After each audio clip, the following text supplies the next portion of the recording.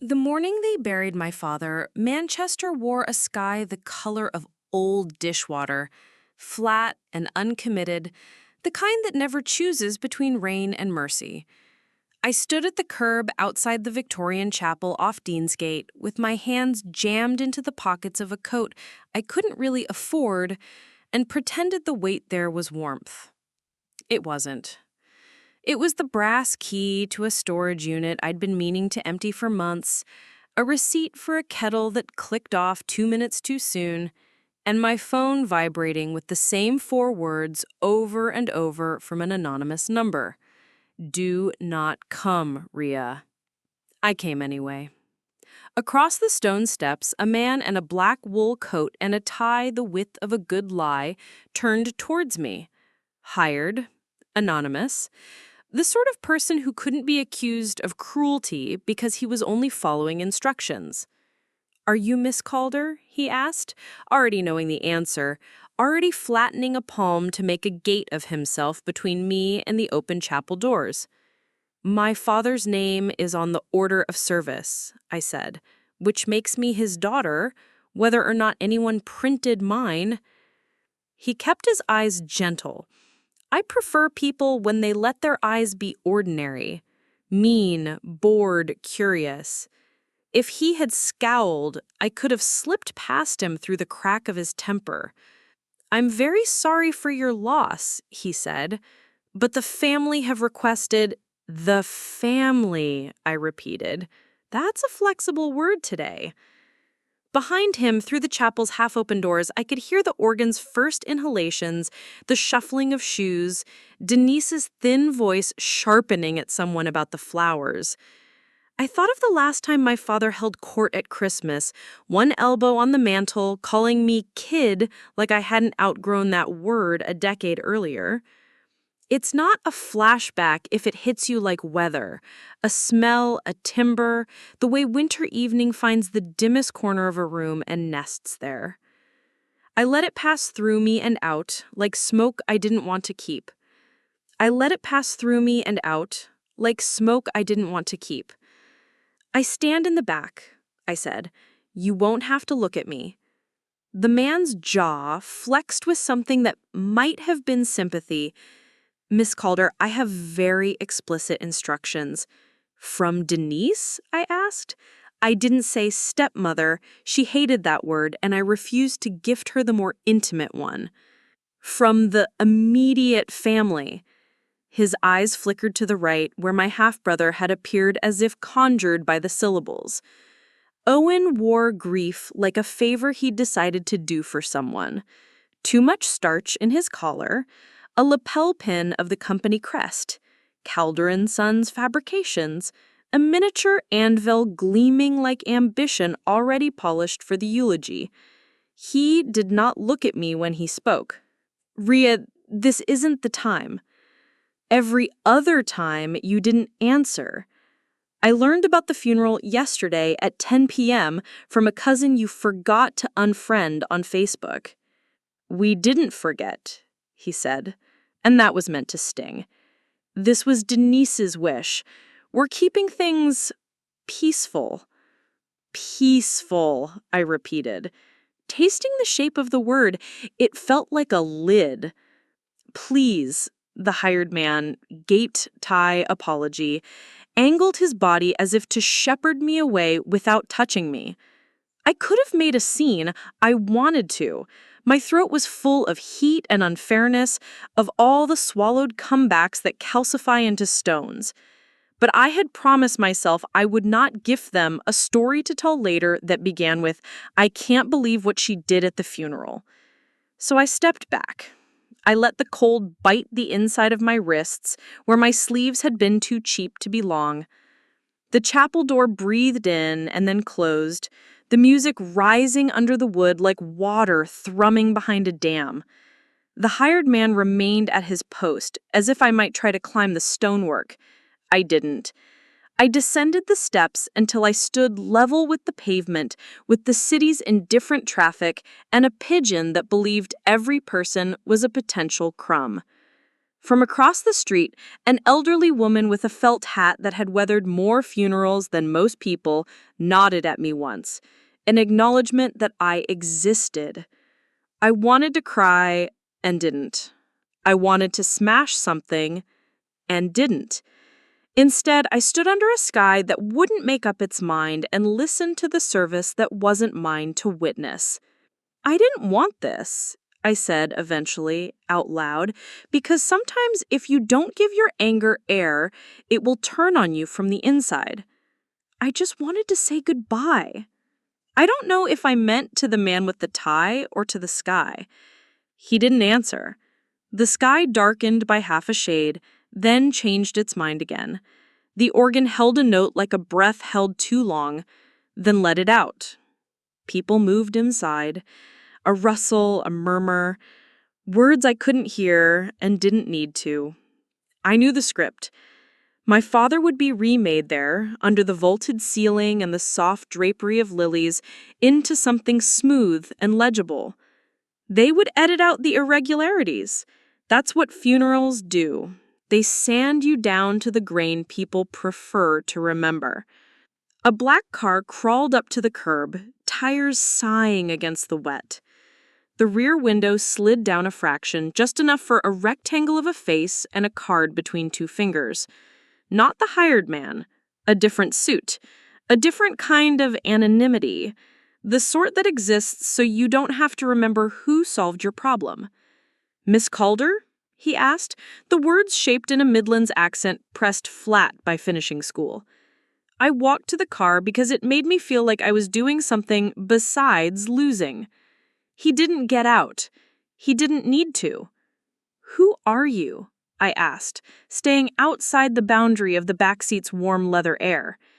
He extended the card. Lawton & Co., solicitors, was embossed on limited patience paper. Underneath, in a neat serif, the name. Harriet Lawton, partner. A mobile number? An address on King Street. He said, "Ms. Lawton asked me to find you. She says it's urgent. Is this about Denise's threat to have me arrested if I walked through the door?" "I wouldn't know about that," he said, which meant he did, but had chosen a paycheck that didn't require admitting it. "Ms. Lawton says it concerns your father's estate." "Then she should talk to Denise," I said automatically, because that is how the spokes of a family wheel turn in public. Father dies, widow directs, son inherits. Daughter occupies the soft furnishings during the wake long enough to be applauded for restraint. But I wasn't inside to be told where to sit, and something about the way the man's gaze shaded appropriate did not fit the Denise-shaped script. "Ms. Lawton was explicit," he said, lowering his voice as if to pass a pebble under a door. "You, Ms. Calder." Inside the chapel, a choir of polite, paid voices rose up, a hymn my father never liked, but which probably sounded like the right kind of grief in the program. I slid the card into my pocket beside the stupid kettle receipt and nodded once. "Tell her I'll come after the service," I said, and then surprised myself by adding, "the service I'm not allowed to attend." The man's eyes flicked to the chapel doors, then back to my face with a sympathy that threatened to be human. "We'll be expecting you at 2.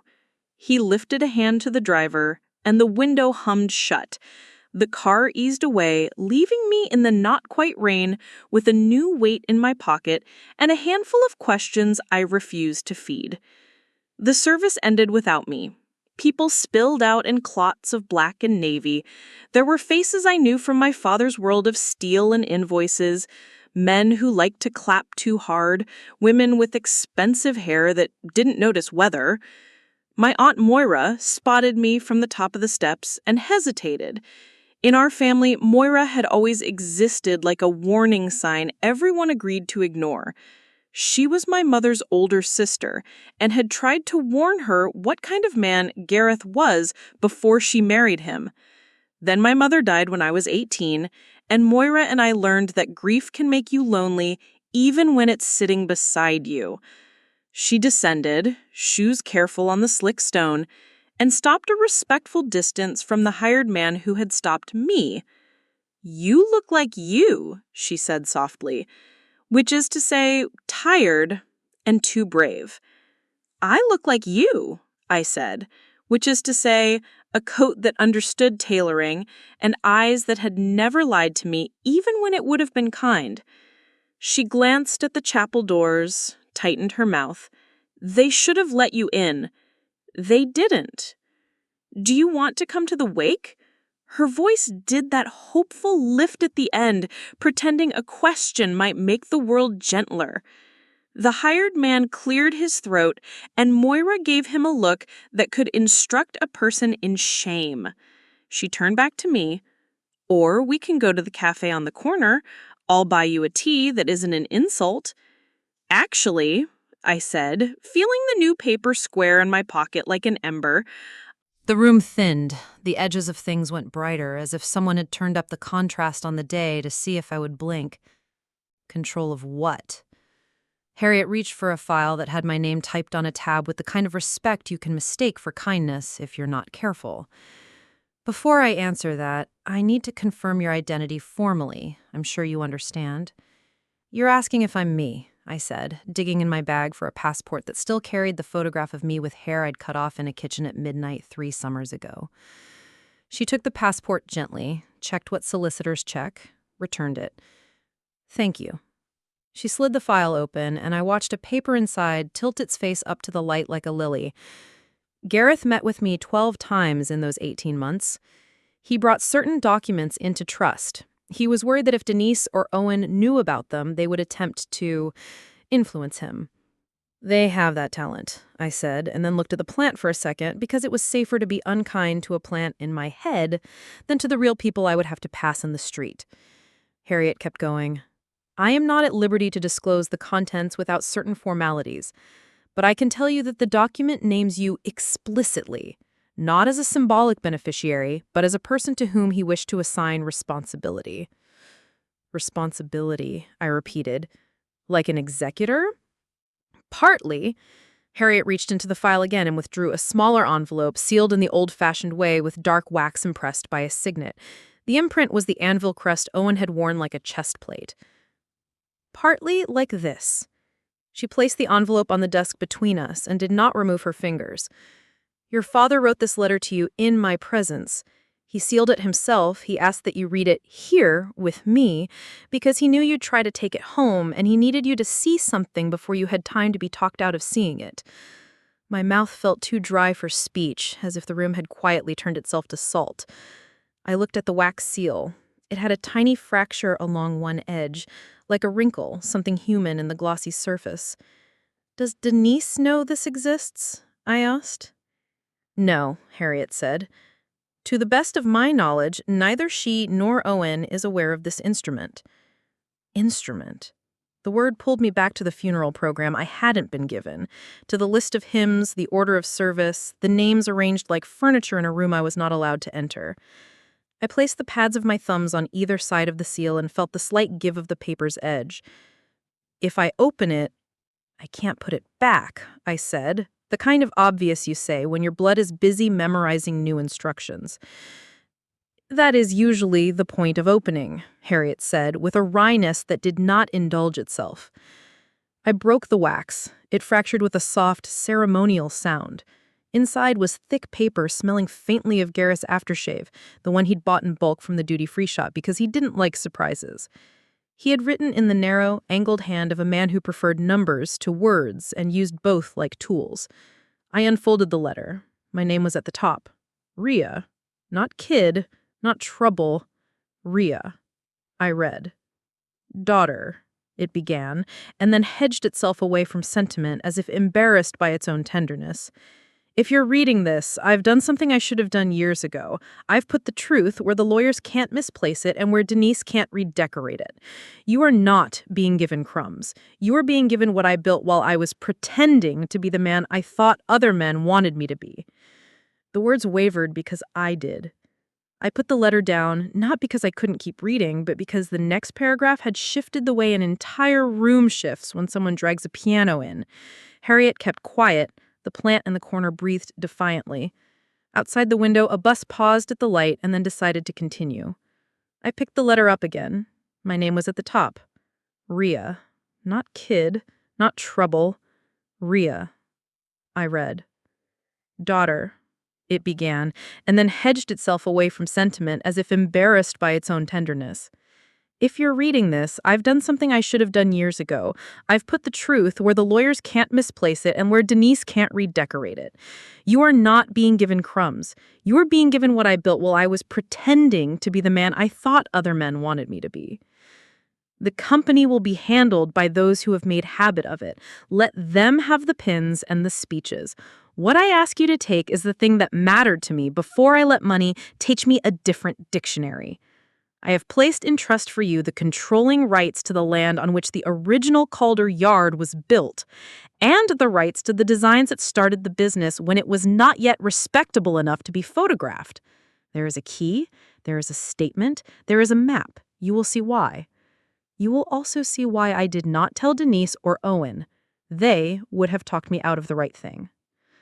My heart did not race. Racing is for people whose bodies have time to outrun. Mine braced. I felt every inch of skin prepare for weather.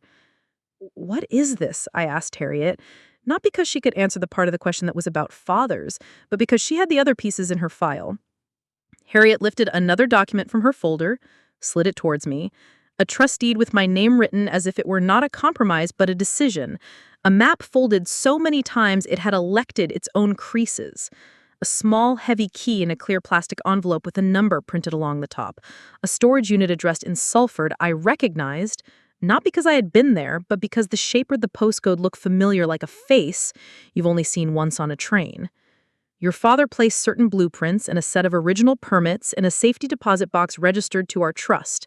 He also transferred the freehold of the original yard to a separate entity naming you as controlling partner. On paper, it looks like a heritage preservation maneuver to prevent redevelopment. In practice, it is something else. He asked that when you read the letter, you go with me to the unit today. Today? I said, because the world had become a series of small tilted stages, and I had to walk each without falling off. Today, Harriet said.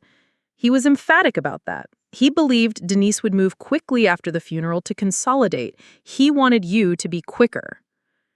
Denise will hate this, I said again, and it sounded different each time I said it. First as an observation, then as a prediction, now as a certainty that had to be factored into any equation where the variable was my life. She will, Harriet said, but she cannot contest something she does not yet know exists. And when she does know, it will be a different conversation. She tilted her head. I know you did not ask for any of this today. I know you came to do the simple human thing and say goodbye, and were denied that. None of this makes up for that, but it is what we have. I know what we don't have is time to be careful. Harriet stood. Shall we? We left by the back stairwell. Law firms always have one, practical, unobserved, designed for people who want their lives to be a little less interesting than they currently are. The rain finally remembered how to be rain. It came fine and insistent, stitching the city together in a gray thread. Harriet's car was a sensible hatchback that made no statement but competence. She drove like a person who trusts indicators to tell the truth. What do you think this is? I asked, not looking at her because I wanted to hear the shape of her answer without the influence of her face. I think your father wanted to leave you something that was not just money. I think he wanted you to have leverage. And I think he knew the only way you'd accept it if accepting it required you to be brave in a way that did not look like a fight. I'm perfectly capable of fighting, I said, and meant it. I had fought for small things, rent, invoices paid on time, the space to introduce myself without apologizing. But this felt like a fight of a different kind, the kind where the first move is not to throw a punch, but to pick a lock. The storage facility was painted the color of resignation. A man at the desk checked Harriet's credentials as if the exactness of her suit was part of the paperwork. We walked past doors that were all the same until we found the one that wasn't. Mine, because the key in the envelope fit it and because the number on the door matched the one on the little plastic sleeve. I turned the key. The lock did the small, surprised cough of thing being asked to remember its purpose. The door rolled up with a sound like a shutter, revealing a shop that used to be good at what it sold.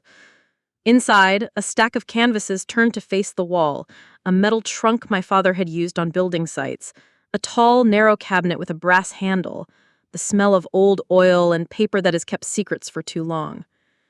Harriet waited just behind me, not crowding. I stepped in. My boots made a blunt sound on the concrete. The canvases turned toward the wall felt like people at a party pretending not to listen. I set the letter on top of the trunk, then lifted the trunk's lid. Inside were blueprints rolled and tied with string, their edges soft with the decades. A leather notebook with a broken spine. 3 sealed envelopes marked with dates in my father's hand. Not the kind of man who writes dates out of romance, but out of habit. "What am I looking at?" I said, though the answer was obvious and too big, both. The original designs for the lifting mechanism that put Calder and Sons on the map, Harriet said, and there was a thin thread of surprise in her voice she hadn't intended to let me hear. "And something else," she nodded towards the tall cabinet. I reached for the handle. The cabinet door stuck the way things stick when they are used to being left alone. I tugged. It gave. Inside, a row of cardboard files, each labeled with a number I did not recognize, and a steel box at the bottom with a bank's logo on it. My name was on a sticker at the edge. Ms. R. Calder, custodian. The word rattled the corrugated metal as if it had fingers. It wasn't loud. It didn't need to be. I could hear Owen's certainty in it, the way he'd learned that if you spoke like a door frame, you could convince other people they were hinges. Harriet and I didn't move. The unit smelled of old oil and paper. The letter on the trunk waited with its mouth open. I set my hand over the stamp, trustee, because that was the thing I did not trust the world with yet, and looked at Harriet. She had her phone in her palm, screen dark, body making the kind of stillness that is useful in courtrooms and storms. "Open the door," Owen said again, his voice closer to the seam, softer now, coaxing. "Rhea, you don't want to make a scene." I almost laughed. "A scene," I said under my breath. "Imagine." Harriet tilted her head, listening to more than words, the shuffle of other feet, the thinner voice of the storage manager attempting authority, the small jangle of keys where nobody had the right to own them. "He's not alone," she said. "If we lift it on our terms." "Our terms," I repeated. I had not had many of those. Harriet touched my arm. "Stand behind me. Don't speak until I ask you to." I slid the stamp into my coat pocket and the letter under my arm, and nodded. Harriet crossed to the door and, without rolling it up, flicked the interior catch that let it rise 2 inches. Cold air found our ankles. Owen's polished shoes stood on the other side of the strip of daylight like punctuation with money. Beyond them, the storage manager hovered, face the color of dread behind a lanyard that promised helpfulness.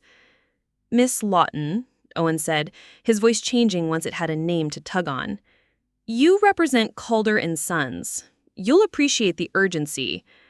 "I don't represent Calder and Sons," Harriet said, and I loved her for how simply she said it. "I represent my client." She set a crisp white card down on the concrete so it slid under the door like an invitation to behave. "This unit is leased by a trust. You are not a party to it." "My father," Owen began, "has passed, and his instructions are being followed. You are not entitled to access this facility. If you attempt to force your way in, Mr. Calder, we'll consider it trespass and criminal damage, and I'll have to consider a restraining order for my client. I don't want to waste the court's time. Do you?" He crouched so I could see his face in the wedge of light. The last time we'd been this close, we had been teenagers arguing in whispers at the bottom of the stairs about who had borrowed whose charger. He looked older now, in the way that happens when men begin to think they are the size of what they own. "Rhea," he said, ignoring Harriet, "what are you doing?" "I'm standing in the rain, inside." His mouth twitched. It might have been amusement. It might have been something with teeth. "Denise is upset," he said, as if that owed him anything. "You didn't come to the funeral. You could at least show some respect now." The word respect did that thing where it arrives late to a conversation and expects applause. She asked them to keep me out, I said. You stood beside her and let them. He chose not to answer me. He looked at the storage manager instead. You're in breach. This facility is holding company property. I'm a director. I'll have your job. The storage manager flinched in the universal language of people who need their salaries to keep roofs from leaking. Harriet's voice softened by half a degree. I'd like to speak to your supervisor, she said to him. And then I'd like a photocopy of the lease for this unit to be added to your file, along with the letter I'll draft this afternoon reminding you of your obligations under the Data Protection Act and your contract. You'll be covered. Covered, the manager repeated, and when he echoed it, he allowed himself to believe it. He stood up straighter. Sir, I can't open this unit without a police warrant or a court order. If you want to wait outside, you're welcome to, but you can't loiter in the corridor. Loiter, Owen said, like he was tasting a foreign fruit and finding it sour. He stood. The light under the door trimmed itself back to his shins. Silence, then the sound of expensive anger moving backwards. The manager's steps moved with him. Harriet lowered the door and twisted the latch. The lock settled with a solid mechanical yes. I exhaled for the first time in what felt like 4 years. He'll be back, I said. Yes, she said, with a different adjective. We have perhaps an hour. She turned to the trunk. Take what you can carry. Photograph the rest. I'll call my office and instruct a filing at the land registry. If we get the RX-1 restriction in, no disposition can be registered without consent. That buys us time. I took out my phone. Hands shake when they have earned the right to. Mine did, but the pictures were steady enough. The maps, the deed headings, the trust language in my father's stubborn handwriting. Harriet crouched by the trunk with me and used her own phone in parallel. A duet of documentation. What's an RX-1? I asked, needing a simple thing I could learn to study all the hard ones I couldn't. It's a form that places a restriction on the title. It means even if someone tries to sell, the land registry won't complete without your say-so. It won't stop him turning up with bolt cutters, but it will stop the real harm. She looked up. Do you see the map? I lifted the folded paper. It had been handled so often it carried the memory of being opened. Streets I knew by sound more than sight. The River Irwell a dirty ribbon. The block shaded in pencil where the original yard had been. The line of an access road. A circle in red ink around a smaller rectangle near the back, labeled FM. Foreman's office, Harriet said. He was telling you where to go. The key in my pocket felt suddenly heavier. I thought of the stamp, the phone with its single number, the old instinct to call for help and then decide you didn't deserve any. And Orion, I asked, nodding at the black phone in the steel box. Harriet's mouth flattened. I don't know. A contractor? A code name? Your father liked stories in which he made himself the clever man in the shadows. Yes, I said. He liked to make up names for the parts of himself he couldn't say out loud. We packed the stamp, the phone, the letter, the key, the notebook, and the 3 dated envelopes into the metal trunk, and then found an old trolley in the corner to get the weight to the car. Harriet walked backwards so the trunk wouldn't slip. My muscles complained at the kind of work that feels like losing until you finish doing it and realize what you're holding is yours. At the front desk, the manager tried to vein us under his own collar when he saw Owen standing by the glass doors, pretending to be weather. Miss Lawton, Owen said, this is ridiculous. So is grief, she said, and sailed by him without a bump. I followed with the trolley. Owen matched our pace on the other side of the glass, his breath making little clouds of indignation. He didn't try the door. He wanted me to open it and be seen choosing to let him in. Outside, the rain had developed a memory. It found the one place on your neck your collar couldn't protect and wrote its name there. We got the trunk into the boot. Harriet locked the car. This is hostile. You're making this hostile. I excluded you from Dad's funeral, I said, through the rain. What would you like me to be? Congenial? He swallowed, and I noticed, not for the first time, that Owen had never learned what to do with his face when the script he was holding got wet. "Denise is upset," he said, as if that owed him anything. "You can bring it to the house. If you found something you don't understand, Denise will explain." "Explain," I said, and the word wobbled with an unexpected laugh that felt like the girl I had been once, the one who thought explanations were a kind of kindness. I slid into the passenger seat. Harriet started the engine. Owen put his palm on the window, as if he could stop a car with a gesture. His mouth formed my name again. "Let's go," I said. We went. Harriet drove towards the river, away from King Street's polished version of the city, and into the part of Salford where the buildings remember what they were built for. Brick soot blackened in ways that resisted gentrification. A script of painted company names ghosting on walls where new tenants pretended old ones had never had better handwriting. The rain thickened and then softened again, like it couldn't decide if it wanted to be dramatic. I put the black phone in my hand. If I press call on this, what happens? Possibly nothing. Possibly an argument with a person who has been waiting to be needed. "I hate waiting," I said, and then, because we had not yet earned any other courage, I pressed the green button. The phone didn't ask for a passcode. It placed the call with the faith of old technology. It rang once, twice, 3 times. A click. Not a voice, but a quiet rush of air, the sense of a line open in a room that had good insulation. "Hello?" I said. A man's voice, not old but gravel-educated, came clean and low. "If this isn't Rhea, hang up." "It's me," I said before I could convince myself to be coy. "Who are you?" "You've got my number," he said, "and Gareth gave you a stamp. You're the trustee now. You tell me who I am."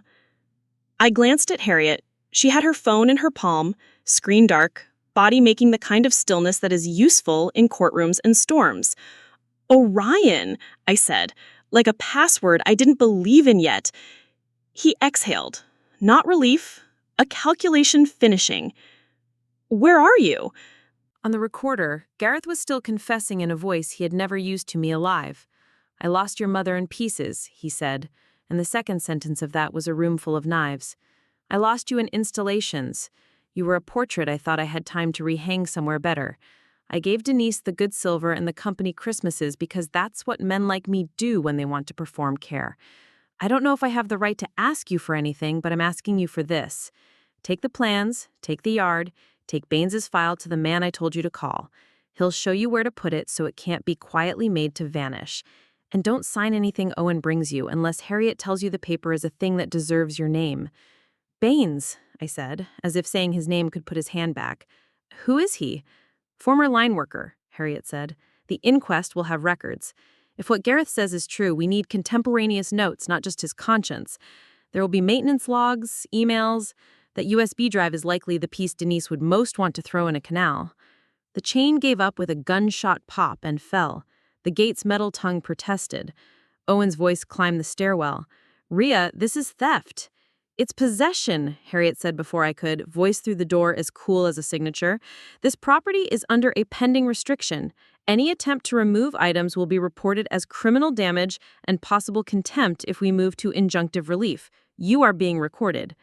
Denise laughed, high and exceptional. "Oh, darling, you think saying words is the same as law." "Sometimes it is," Harriet said. "Today is one of those times." Boots on the stairs, the sudden intimacy of proximity when you can see the person who is going to make your day worse. Owen reached the top landing and tried the door. The bolt held.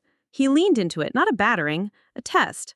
I could smell his aftershave through the paint, the one he'd picked because Gareth had worn it, and he thought a scent could do the work of a relationship. "You think Dad meant any of this for you?" he said, lowering his voice into the register he used to talk someone away from a window. "He didn't trust you to show up on time to Sunday lunch." "I showed up to your father's funeral," I said. "You locked the door." That was Denise's idea. The quickness of that. The betrayal offered as an olive branch. She's not herself. You know how she gets. "I do," I said. I also know how you get when you want something. He put his hand flat on the door. For a second, I remembered him 6 years old and feverish, forehead to my shoulder, the heat of him making my shirt damp, the way he had taken the first sip of the water like it was medicine he could defeat. Then the second, remembering that people are not their yesterdays, even when you want them to be. "This isn't you, Rhea," he said. "You don't like conflict." "I don't," I said, "but I like this less." I put the recorder on the desk and picked up the trustee stamp. It fit my hand like an argument that would not be talked out of itself. I pressed it into nothing, feeling the weight of it. "Go away, Owen." He didn't. The men behind him shuffled as if waiting for someone to tell them which of their limbs were being rented today. Denise shouted something, at the yard, at the sky, at the rain. She wanted this to be theater. I wanted it to be proof. Harriet's phone chimed. She glanced. "Acknowledgement," she said, and some of the wire that had been holding my ribs together loosened. "The restrictions on. If they try to transact anything involving the land or the designs, the registry will bounce it. We've got teeth now." As if the universe had been taking notes, the black phone on the desk vibrated. I answered because momentum is a kind of morality when you've run out of others. "Yes, I'm here," Orion said. "How do I know you're you?" I asked. "You don't. You know whether you're you. That will have to do for now. Do I have permission to come up?" Harriet held out her hand. I put the phone against her ear. She listened for 5 seconds, then 5 more, then handed it back. "Let him up." Owen had to move to let someone pass. He didn't want to. The man who came into view on the landing looked like the kind of person people stop trusting when they stop needing things fixed. 50s maybe, hair that decided not to apologize for leaving, jacket zipped to the throat, boots that had seen more mud than carpet. He didn't look at Owen. He didn't look at me through the door.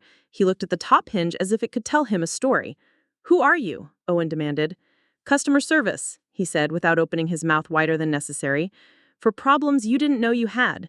He turned his head a fraction towards the door. "Rhea." "Yes," I said. He nodded as if I had passed a test only he remembered writing. "Open the door." "We have no reason to trust you," Harriet said softly through the wood. "You've got the safe open?" "Yes," I said. "There's a ledger in there bound in green. Page 43 has a coffee ring like Australia. Read the second line." I found the ledger. Its spine protested the cruelty of years. Page 43 had a stain that looked like a map of a place you could convince yourself you'd been. The second line read, "L3 guard removed 15-3. Replace end month. OB says wait." My stomach dropped as if the floor had to. "How do you know that?" I asked. "Because I wrote it, and because I've been carrying the part of this that Gareth didn't have the courage for." Harriet slid the bolt. The door opened 3 inches, but Orion did not push. He set his hand against the wood the way you touch a horse you don't want to startle. Up close he smelled like rain and aluminum. He had eyes that didn't perform as much as they perceived. "Inside," Harriet said. "Mr. Just Orion," he said. "Names are for when we're done." He stepped in sideways, the way big men do when they don't want to scrape the paint. He looked at the recorder, at the USB, at the stamp in my hand, at the lanyard around my neck. He did not look at me long enough to make me defensive, which is how I know he worked in rooms where other people's pride needed to be managed. Owen tried to follow. Harriet pushed the door. It kissed his shoe and he withdrew it with a hiss. 2 minutes, Orion said. "Then you can call whoever you like. But you need to see this." He reached into his jacket and brought out a folded copy of a document with a blue edge, a photocopy of a death certificate. Thomas Baines. Cause: exsanguination due to traumatic amputation, industrial accident. Date: 8 years ago. I had been 21 and trying to pretend university tasted like escape. "I was there that day," he said. "Baines was good. Too good to die stupid. The guard wasn't on. We flagged it. Your brother signed the maintenance log. Your father asked me if we could keep it quiet for a week. It turned into forever." He set the paper on the desk beside Gareth's recorder. Gareth saved everything because that's what cowards do when they can't do the other thing. They archive their bravery for someone else. "He called you a coward," I said, and hated that I knew which part of that sentence was more about me than him. "He called himself one, and then he took steps to be braver. That's why you are here and not Owen." The men at the bottom of the stairs decided they were included in this story after all. Boots on the wood. Harriet braced the door with her shoulder, phone still pointed. "We should call the police," she said through her teeth. "Call them, but don't expect them to solve greed." He tapped the USB. "This is emails, logs, the inquest notes, and 2 video files that Gareth kept off the company servers because Denise has someone who tidies things for a living. If you let Owen in here, those files will leave with him." "Give them to me," I said, and hated the plea in it. "They are already you," he said. "You're wearing them." He nodded to the lanyard, but that is not the whole of it. There's a contract in the escrow envelope that gives you rights to license the original designs without the company's consent. That's a lever Denise can't unsee once she sees it. Use it wrong and you blow up the thing you might want to save. Use it right and you control what they thought they would take from you. "Why are you helping me?" I asked. "Because Gareth asked me to and because I've watched that family pretend you didn't come with the house key." He looked at me as if measuring whether I would break in the exact way he feared. "And because if you don't take this, Owen will, and he will use it to make sure Thomas Baines is a line in a ledger that no one reads." The door shuddered. Owen's voice pitched up. "I'll have you arrested," he said. "All of you." "You can try," Harriet said, and made a call with her thumb already moving. She spoke into the phone in a tone that made me want to stand up straighter. Reporting a trespass, a forced entry, prior intimidation at a funeral, names, dates, locations, reference to a land registry restriction and evidence preservation. She gave the operator a better summary of my day than I could have. Orion stepped closer to the time clock and with a gentle hand set it back on its bracket so the safe no longer announced itself. "We have to go. Now. There's another way out. The old catwalk along the back wall drops into the next yard. My car's there." "We can't leave them in here," I said, looking at the door as if it were an animal I had raised and promised not to abandon. "We're not," he said. "We're taking the only things that matter." He pointed to the recorder, the ledger, the escrow envelope, the notebook, and the 3 dated letters. "Everything else can be replaced by anyone with a camera and a pair of hands. These can't." "What about the stamp?" I asked. He smiled, a crooked thing that looked like he hadn't used it in a while. "That's for the end of the story." The window at the back of the office didn't look like a window. It looked like an afterthought. Orion slid it up with a grunt and tested the sill with his boot. The catwalk outside was a flaking line of metal that had outlived the men who had installed it. Rain had made it treacherous and then resigned. He swung out, looked both ways, and then turned back and offered a hand that could have lifted a small car. "Trust me," he said. "Or don't. But if you don't, you're trusting Owen." I hate choosing between bad ideas. I hate it less than I hate being told I don't get to choose.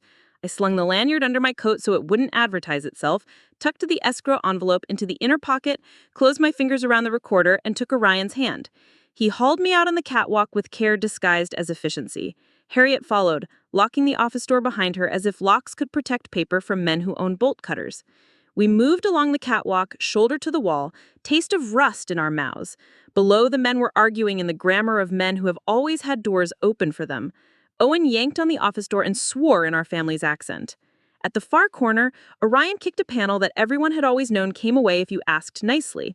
We dropped into a narrow alley that smelled like a long afternoon of rain. His car waited with its engine off, a white van without ambition. "Get in the back," he said, "and get low." "I am done getting low," I said, then got low because romantic declarations don't stop windows. We drove 2 streets without turning on the headlights, then 3 with them on like we had remembered we were part of traffic. Harriet's phone kept up a little storm of light, messages from numbers that had never learned to ask permission, the police operator confirming a unit was on the way, her assistant sending screenshots of land registry. Plain English, Harriet said. A makerspace, he said. Tools, benches, people who build things because it keeps their heads from chewing on themselves. We'll scrounge a laptop, clone the USB, take photos of the ledger, and then decide how brave we feel about calling a journalist. I don't want a headline, I said. I want the truth to find the real place it lives. That can be the same thing if you choose the right home for it, Harriet said, then hesitated. But it's also evidence. If there's criminal exposure, we preserve it. No stunts for catharsis, no feeds. She side-eyed me. Promise me that. I promise, I said, and meant it with the kind of relief that made my chest ache. I didn't want to fight on their terms. I wanted to build something on mine. We pulled into a courtyard ringed by brick that had not yet learned to be trendy. A metal door with a hand-painted sign that said, "The Bench," opened before Orion knocked. A woman in dungarees with forearms that could argue their own case let us in. "You owe me for that thing with the lathe," she said to Orion, and then looked at me. "And this must be the reason you're late 3 days running." "This is Rhea," Orion said simply. "She's the trustee." She grinned like someone who likes putting names on things that don't look like they have names. Good, she said. We need one of those. Inside, the room was warm with the heat of work. Saws, clamps, a 3D printer muttering to itself, a kettle that had been loved better than mine. Orion cleared a bench with a sweep of his hand that didn't break a single thing and laid out the ledger, the recorder, the notebook, the envelopes like we were doing a ritual that required a clean altar. Tea? The woman asked me, already making it, like she knew I'd say yes. I didn't cry. I took the mug and wrapped my hands around it and felt the small, unrelated kindness land in me like a seed dropped by a bird that didn't intend to plant anything. Computer, Orion said, and a camera. A skinny lad with hair he had entrusted to gravity produced a battered laptop and a DSLR with a strap more expensive than the body. Harriet set up a makeshift documentation station, hands precise, every page caught, every date legible. Orion plugged in the USB. The files bloomed. PDFs of maintenance logs, scans of emails in which Owens clipped sentences, tried to use brevity as a defense, a .mov file stamped with a date we would later find out was the day before Baines died. The video was grainy, CCTV caught from a camera that had been meant to scare thieves and instead recorded negligence. We watched. A line of men in high-vis, moving like people who could do their job with their eyes closed, and often did. A press with its guard off, the mouth of it too wide open. A supervisor, Owen, young in the way that is more about your eyes than your hair, waving his hands the way men do when they want time to be money. A flicker I didn't understand until the lad with the hair said, "Jesus," under his breath. The press hiccuped. A man reached in for something that should have been reachable without harm if the guard had been there. The picture jolted. The room jolted. The video caught too much and not enough. I put my hand over my mouth, because that is what bodies do when they are trying to keep something in that refuses to be an inside thing. Harriet whispered, "Keep watching," in a voice that had learned how to perform triage. The aftermath. Men turning away because the human eye has limits. The supervisor forgetting to forget there was a camera and stepping into the frame, mouth moving. The audio didn't exist. We didn't need it. His hands drew a rectangle in the air, and then he slashed it with his palm in a gesture that looked like he was cutting a ribbon at a shop opening. Close it. Pretend the thing had never been open. Enough, I said to the screen, because talking to machines is sometimes how you keep from talking to the people you're about to destroy. Orion ejected the drive. He has two choices. Go to the police and hope they understand the difference between a corporate negligence investigation and a thing the company will convince them is old news, or go to the health and safety executive and the press at the same time and guarantee that when one door tries to close, another is already being held open. Option 3, Harriet said, surprising both of us. We notify HSE, we notify the police because lines were crossed, and we file an application for an injunction to preserve the status quo against the company tampering with evidence. In parallel, we use the licensing rights in the escrow to call a board meeting your father had the foresight to give you the right to call. Call a board meeting? I said. He didn't give me shares in the company. No, she said, but he gave you control of the designs and the land on which half the company's identity sits. The contracts that rely on those designs will have clauses.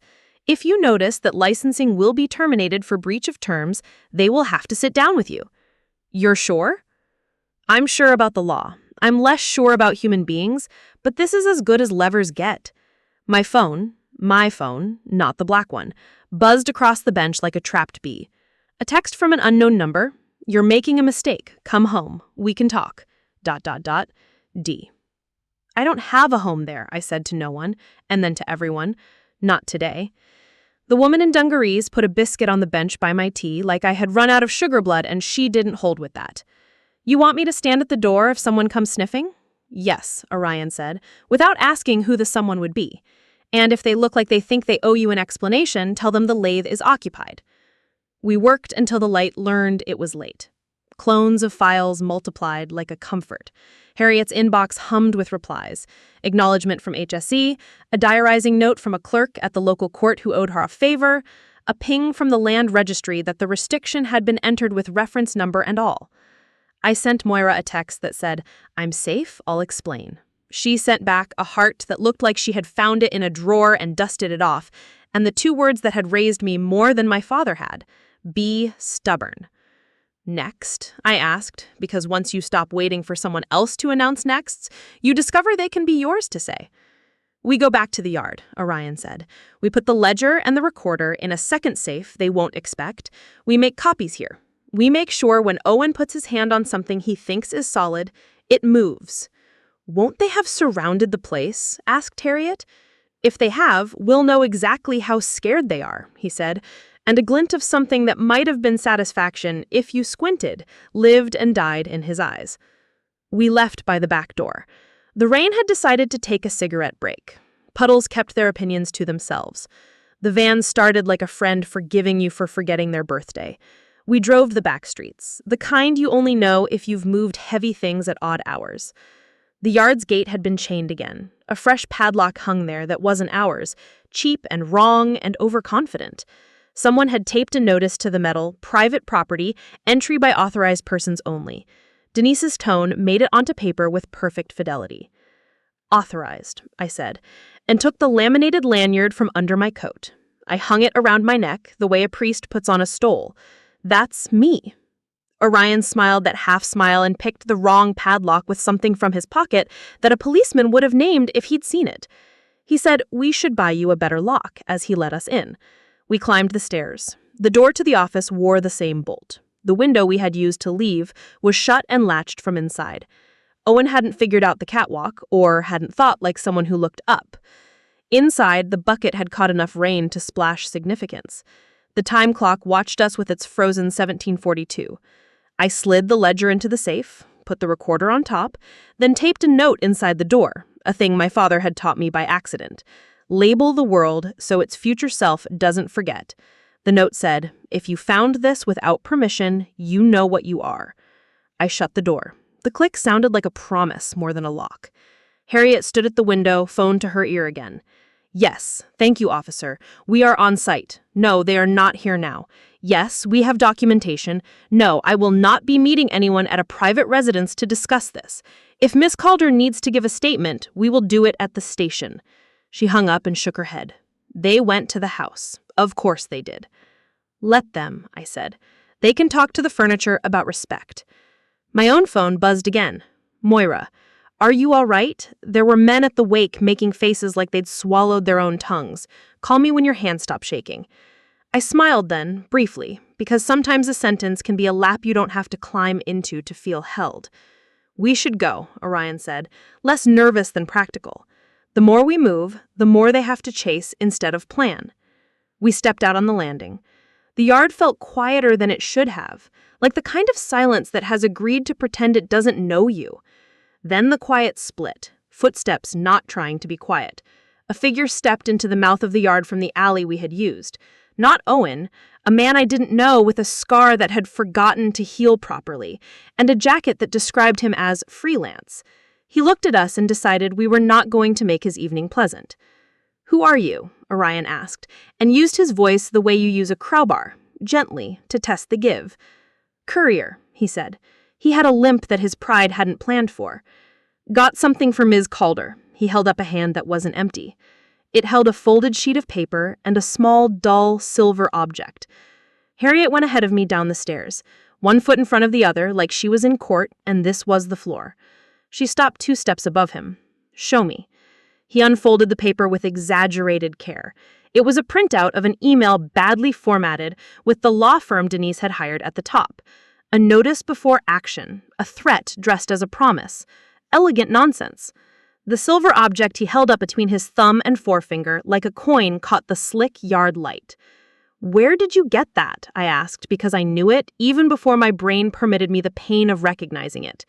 He grinned as if he'd stolen something and discovered it was worth more than he'd hoped. "Out of the river," he said. "Someone chucked it by the old canal path. But someone told me—" He said it as if he was reminding the yard of its own history, and the yard listened. Rain threaded the space between us and the police lights like stitches. I had been holding my breath without noticing. "You're alive," he said, not apologizing for it. He lifted the pinned sleeve a fraction, the way you do when you've had to show the same thing too many times, then let it fall, more or less. Harriet stepped forward into the blue wash of the patrol car. "Mr. Baines," she said, solicitor soft but with the edges visible, "I'm Harriet Lawton. This is Miss Calder. We're preserving evidence related to the circumstances of your injury, and possibly other matters." Owen laughed. It was a noise that tried to sound like sanity. "This is absurd," he said. "Thomas Baines died 8 years ago." He looked at Orion. "You brought us a death certificate." Orion didn't look away from Baines. "I brought you a piece of paper that said he did," he said. "I said what was on it. I never said it wasn't a lie." The officer with the tired jaw looked at Baines the way you look at a ghost that's insisting on paperwork. "Sir," he said, "do you have identification?" Baines took a beat, then reached into his jacket with his left hand, the one he had, and pulled out a battered wallet. He opened it to a card with his face on it and a name that wasn't his. "That one says Tom Barrett. The one before that says Tom Banks. I've been taking the scenic route back to myself." He glanced at me. "Your dad knew both names." Denise's voice was knife clean. "This is opportunism. Officers, these people are trespassing, tampering with company property, and now they're parading strangers to derail a lawful process. I want them removed. Miss Calder is the controlling trustee of the land and associated intellectual property. There's no trespass. There is a restriction on the title in force. There is a live report to the HSE and a call log with your control room. We'll be giving statements. In the meantime, Mr. Baines is plainly not dead." "Plainly," the officer said, dry as the one thing the night wasn't. Baines took 2 steps in, out of the rain, and the yard did a strange thing in me. It felt like a church. Not the part with the hymns, the part under the floor where names go when you need them to be heavier. He looked at the foreman's office door we had just left as if it had a memory he did not wish to borrow. Then he looked at Owen. "You remember me?" he asked. Owen set his mouth to awful. "I remember an inquest. I remember a lot of people lying." "Good," Baines said. "Then you can help untell them." He turned to the officers before Owen could frame the next sentence like a charge. "I lost my hand on line 3 because the guard was not replaced. We told them we were told to keep it running. I didn't die. They wanted me to be quiet, so they gave me a figure and a warning and a map out of here. Your father," he looked at me, the word snagged and he corrected it, "Gareth, came to the hospital twice. Once with the solicitor who wanted my signature, once without anyone. He cried. I don't know if that makes him better or worse." Denise's mouth flickered. "This is defamatory." "Truth is a defense," Harriet said evenly, "and you might want to be careful who you threaten in front of 2 officers with body cams." The officer with the practical hair glanced at her uniform's front like she'd forgotten it was recording. "We're not here for anyone's sides. We're here to make sure nobody gets hurt and nothing that shouldn't go missing goes missing." She turned to Baines. "Sir, where have you been for the last 8 years?" "Here and there," he said, unhelpful and honest. "Oldham. Then a spell in Morecambe. A few years in Glasgow because there was work that didn't mind how many hands you had so long as your back didn't break. I came back last week when a man I trusted told me that Gareth had died and that there was going to be a lot of truth trying to find somewhere to sit." He looked at Orion. Orion didn't nod. He didn't need to. "Who issued the death certificate?" Harriet asked, eyes gone very still and very bright. "The one you've seen, Miss Calder. Describe it to the officers." "I did. The blue border, the fonts that tried too hard, the precise cause, the date, the way my stomach had climbed into my throat when I'd read it." "That's not what a General Register Office certificate looks like," the practical-haired officer said almost to herself. "I know," Harriet said, "which is why it will be useful to know where that paper came from. Mr. Baines, did anyone ever tell you that you had been recorded as deceased?" "They told me not to exist. They told me not to use my name. They told me if I stayed, the lads would start talking and the factory would close, and my whistle would be the reason their wives couldn't buy Christmas." He held up the pinned sleeve like a toast. "I picked up odd jobs and a new first name. Men call you mate when you can't lift as much, if you're lucky, and other things if you're not." Something in me, small and mean and protective, whispered that I had wanted this story to be simpler, cleaner. A bad man, a good man, and a line you could draw. But life is mostly smudges. "Why now?" I asked him. "Why come here tonight?" because this afternoon, by the bend near the viaduct, a lad I used to see around told me he'd hauled a signet ring out of the muck, said it had an anvil on it and asked me who to sell it to. I thought of throwing up. Then I thought of you. He looked at the ring in my hand. I figured if that ring was in the river, Truth was going to get drowned if someone didn't teach it to swim. Denise's mask cracked just enough to let heat out. "This is theatrical," she snapped. "Officers, I am the widow. I have been subjected to harassment today by this girl and her entourage. I want to go home." "You can, but not with anything from inside that office unless Miss Calder consents." Owen pivoted from outrage to professional concern with a spin that would have earned applause in other rooms. "We're concerned about vandalism and theft here. We're directors. There's proprietary documents." "And you'll be fine," Harriet said, "because we're preservationists tonight." She looked at me and down at the contract still laying open on the flat face of the time clock. "Rhea, the notice." It was easier to forget the paper had weight until I picked it up. The escrow envelope had disgorged a document drafted in Gareth's stubbornness and Harriet's grammar. "Notice of immediate suspension and potential termination of license to exploit original Calder designs, pursuant to Clause 14B, in the event of reasonable suspicion of material breach regarding safety compliance and/or malpractice." There was a blank space for a date and a signature that wasn't a signature so much as an authentication. There was a box for a seal. I set the trustee's stamp beside the box. I didn't look at Owen. I looked at my own hands because they had brought me to every bad day and every good one. They were shaking less now. Courage often looks like you learn to hold something without dropping it. I pressed the stamp into the pad and then into the paper. Trustee burned into it as if I had put my name on a door I was finally allowed to enter. Owen made a sound that might have been a laugh or a warning to his future. "You have no idea what you've just done," he said. "I do," I said. "I put brakes on a machine that hasn't had any for a long time." I handed the stamped notice to Harriet, who slid it into a clear sleeve as if it were an animal that might bite the air. "We serve this?" she said. "We do." And turned to the officers. "I'm serving notice now to Calder & Sons Fabrications Limited for the attention of their director, Mr. Owen Calder, and to Miss Denise Calder for her capacity as company secretary." She held the sleeve up, read the language, date, time, and stamped seal into the room like a spell. "Service is effected at 1841. Owen didn't take the paper. He didn't need to, for it to count. He did pull out his phone and thumb a message with the urgency of a man trying to outrun a shadow. Behind him, Denise watched me like a lens burning a small circle into paper. "Mr. Baines," the practical-haired officer said, "I'm going to need to take a statement from you tonight. Possibly at the station, if you're willing. We'll also need to follow up about this certificate you were shown." "I'll come," he said. He looked at me again. It felt like being bequeathed a weight you didn't know the name of. "There's something else, from Gareth. For you." He patted his jacket pocket and drew out a small, sealed envelope stamped with the firm crest. Not Lawton and Cole, but another I didn't know. It was discolored, as if it had been carried too long in a pocket that did other work. "He gave me this last week at the cafe by the canal, said if he didn't make it to you first, to bring it here." "Last week?" Harriet said quietly. That made the ring in my fist feel like a hot coin. "Last week made the lines on the map change." Baines nodded. "He said he'd done a lot of wrong and some right. Said you had the spine he didn't raise and the truth he didn't have the language for until it got late." I took the envelope. It wasn't wax sealed. Gareth had learned that my fingers didn't have the patience for melodrama.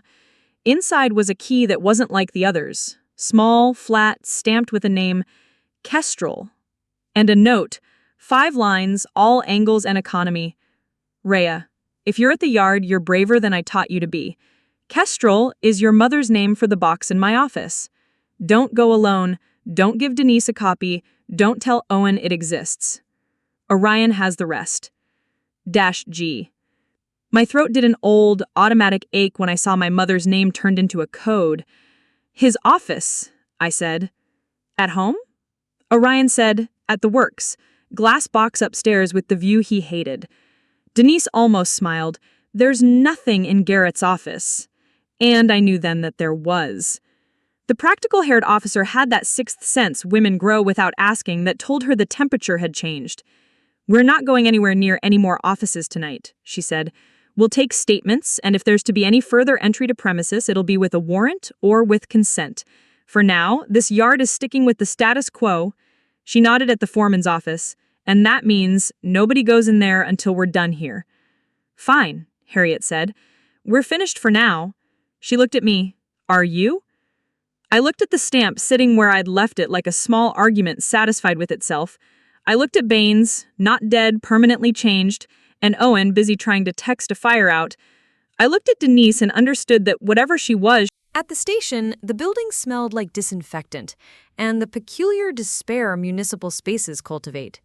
Baines disappeared into an interview room with the practical-haired officer and another whose name I forgot when I heard it. Harriet went to a desk sergeant to ask for incident numbers with the politeness of a woman who knows the value of paper with numbers on it. I sat on a plastic chair that tacked to the back of my legs and texted Moira. "Station. Giving statements. Not arrested." She responded, "Proud of you. Tea will be made whenever you say the word." Owen and Denise arrived 10 minutes later, not invited, as if drama was a house they couldn't pass without checking the curtains. They stood at the far end of the fluorescent-washed room and pretended to be ashamed. I watched a pair of lads in hoodies argue with the vending machine like it owed them an apology. When Baines came out, his face looked like it had been used and then washed. He sank into the chair beside me and stared at the scuffed linoleum. "They asked me if I was sure," he said, "about the date, about who said what, about whether I'm making any of this because I need it to be someone else's fault that my life broke." He turned his head and met my eyes. He told them my life broke the day a machine bit me and a boy told me to keep quiet because money had plans. "I'm sorry," I said, and this time I didn't mind saying it. He looked at my hand on the Kestrel key. "You gonna open whatever that is?" "Yes," I said. "Not alone." "Good," he said. "He said not to let you." Harriet returned with a fistful of reference numbers like a bouquet no one wanted. "We're done for tonight," she said. "Eat something, drink something that isn't rage. Sleep if you can. Tomorrow morning, we go to the works. We'll bring the police if they'll come. If not, we'll bring a locksmith." "Orion?" I asked. "He'll meet us there," she said. He texted. "He is the sort of man who can make himself get places first." We stepped back into the night, and because I had stamped a document my father had written with a courage he'd grown too late, the city had shifted by a degree. You don't notice at first. The traffic still sounded like tires signing their names, the rain still wrote its manifesto on windshields, but there was a new math in the air. We were halfway to Moira's, Harriet insisted on dropping me, when my phone buzzed with a number I didn't recognize and an accent I did. King Street receptionist voice, the one with the 3 switches. She said, "Ms. Calder? A courier has arrived." "The packet," Harriet murmured. "I'll be in at 8, I said. "Don't let anyone sign for it but Ms. Lawton." "Of course," the receptionist said. "There's something else. A gentleman from Barlow and Pike has been calling for you and for Ms. Lawton every 10 minutes. He says it's urgent." Barlow and Pike, Denise's firm, the ones who had tried to fold me into a notice before action already? "Tell him I'm indisposed," I said, and hung up, and turned to Harriet. "They're going to court, aren't they?" "Probably," she said. "To try for a without notice application to restrain you from acting. They'll say you're interfering with a company's operations without standing. They'll fail, but they'll buy themselves the kind of headlines that make shareholders feel like men who have ordered steak." "Let them," I said, and was surprised to find I almost meant it. Moira opened her door before my knuckles found it, as if she'd been standing on the other side with her hand on the knob and her heart in her mouth. She pulled me in and then did the thing she had always done. Took my coat, took my keys, took my face between her palms, and assessed whether I'd been living on fumes and fury. "You look like you," she said. "Which is to say, you look like a woman who has decided not to let men decide what her day is." I stamped a thing, I said, absurd and proud and tired. "Good," she said. "We need more stamps." She turned to Harriet. "Do you eat?" "When I win. Today, half a biscuit." Moira pushed us both into chairs and put bowls in front of us filled with a stew she had made as if it would be needed even before she knew what for. I ate like my hands remembered hunger and my mouth remembered gratitude.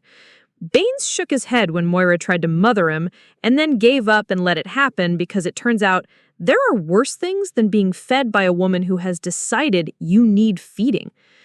We were 3 spoons into warmth when a notification hit Harriet's phone so hard that the table felt it. She read, and her face did that contained thing it does when she's happy she prepared for bad weather. Barlow and Pike filed, she said. They're seeking an interim injunction ex parte to prevent you acting as trustee and to require you to return misappropriated company property. Listing at, she said, and then checked by a believing watch she had on a bracelet. What time is it? I asked. 9, she said. We have 30 minutes. She stood up, already calling. I'll attend by telephone. I'll email the restriction, the trust deed, photographs. I'll send the notice of suspension with the stamp. I'll send the video still. Sit still, eat your stew. She became language and logistics. I became small when you're watching a person you trust look big. Baines watched her like a machine you could love because it didn't try to love you back.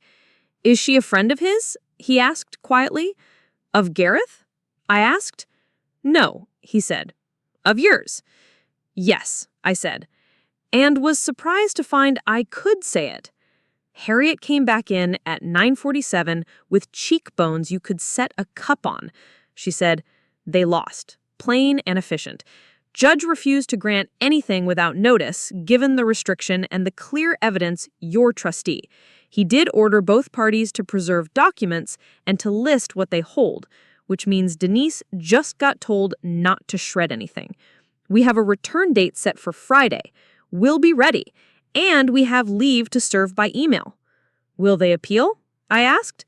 They'll bluster, and then they'll regroup and come at us sideways. We'll be there. Tomorrow morning, I said, holding up the Kestrel key, we open the box.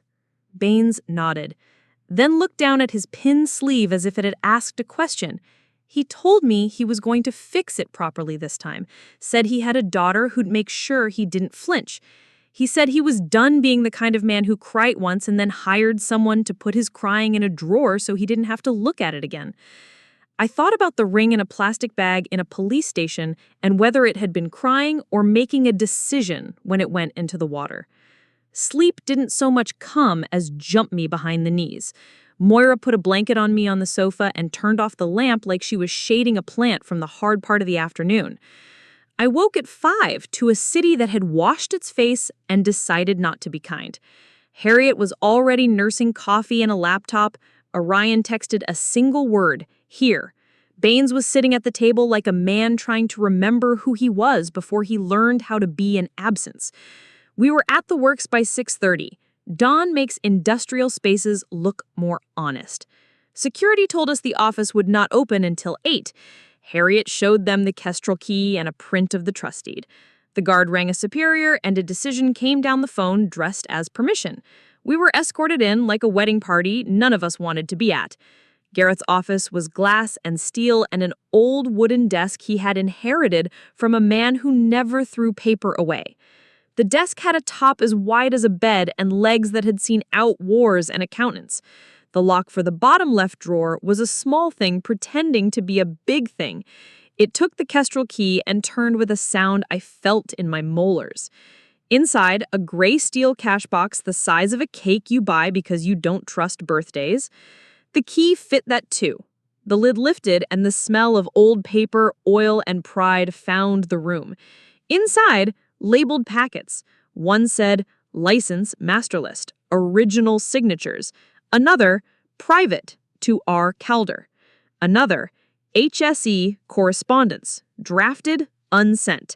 And at the bottom, a small black dictaphone newer than the one at the yard, with a note taped to it in my father's scrape, for Orion and R.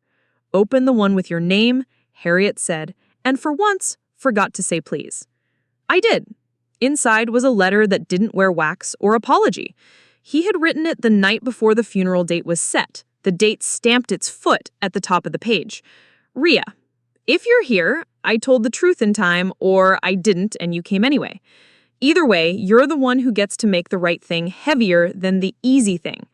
Enclosed is the master list. Your signature will stop. Use it if you must. There's also a transcript of a meeting Owen thinks didn't leave our walls. I gave Orion a copy. I'm giving you one. It will hurt to hear my voice say what I said. Let it. Then take it where it needs to go.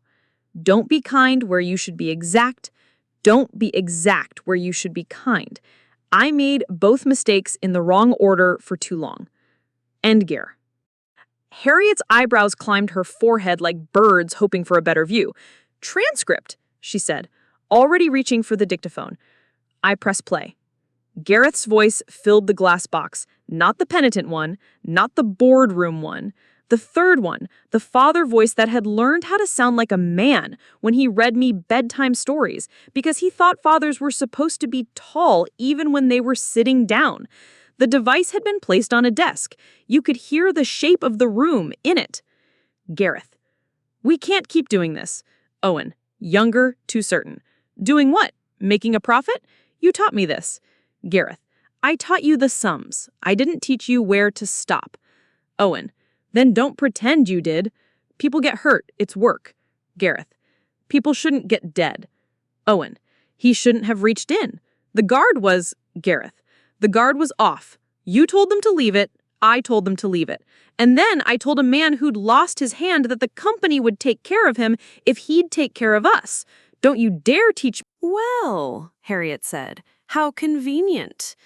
The HSE inspector was tall in the way filing cabinets are tall. He had the kind of glasses that succeed even when their wearer hasn't, and a voice that had been taught what power sounds like in rooms where power has to be quiet. He greeted the guard, greeted Denise, greeted me last with the sort of courtesy that places you where you belong and dares anyone to move you. Miss Calder, he said, I'm Mr. Reeve. We had your email. I appreciate the thoroughness. He held up the warrant without gloating. We'll need to image the servers and take copies of maintenance logs, emails, and any internal reports relating to the incident 8 years ago. He glanced through the glass at Gareth's desk and any dictaphone recordings you've located. Denise gathered herself to object on principle. Harriet preempted her with 3 case citations and a smile that had won more battles than most men's fists. The compliance men deflated to a size more in keeping with their jackets. Orion stood still in a corner doing an excellent impression of a cupboard. Mr. Baines is willing to give a statement today, I said. He's at the station now, finishing one. Reeve nodded. We'll want it. He turned to Denise and Owen. I advise you not to interfere with our seizure of data. Owen tried on cooperation the way some men try on hats. Of course, he said. We have nothing to hide. That, Reeve said mildly, is almost never true. He turned to me. Miss Calder, may we speak privately?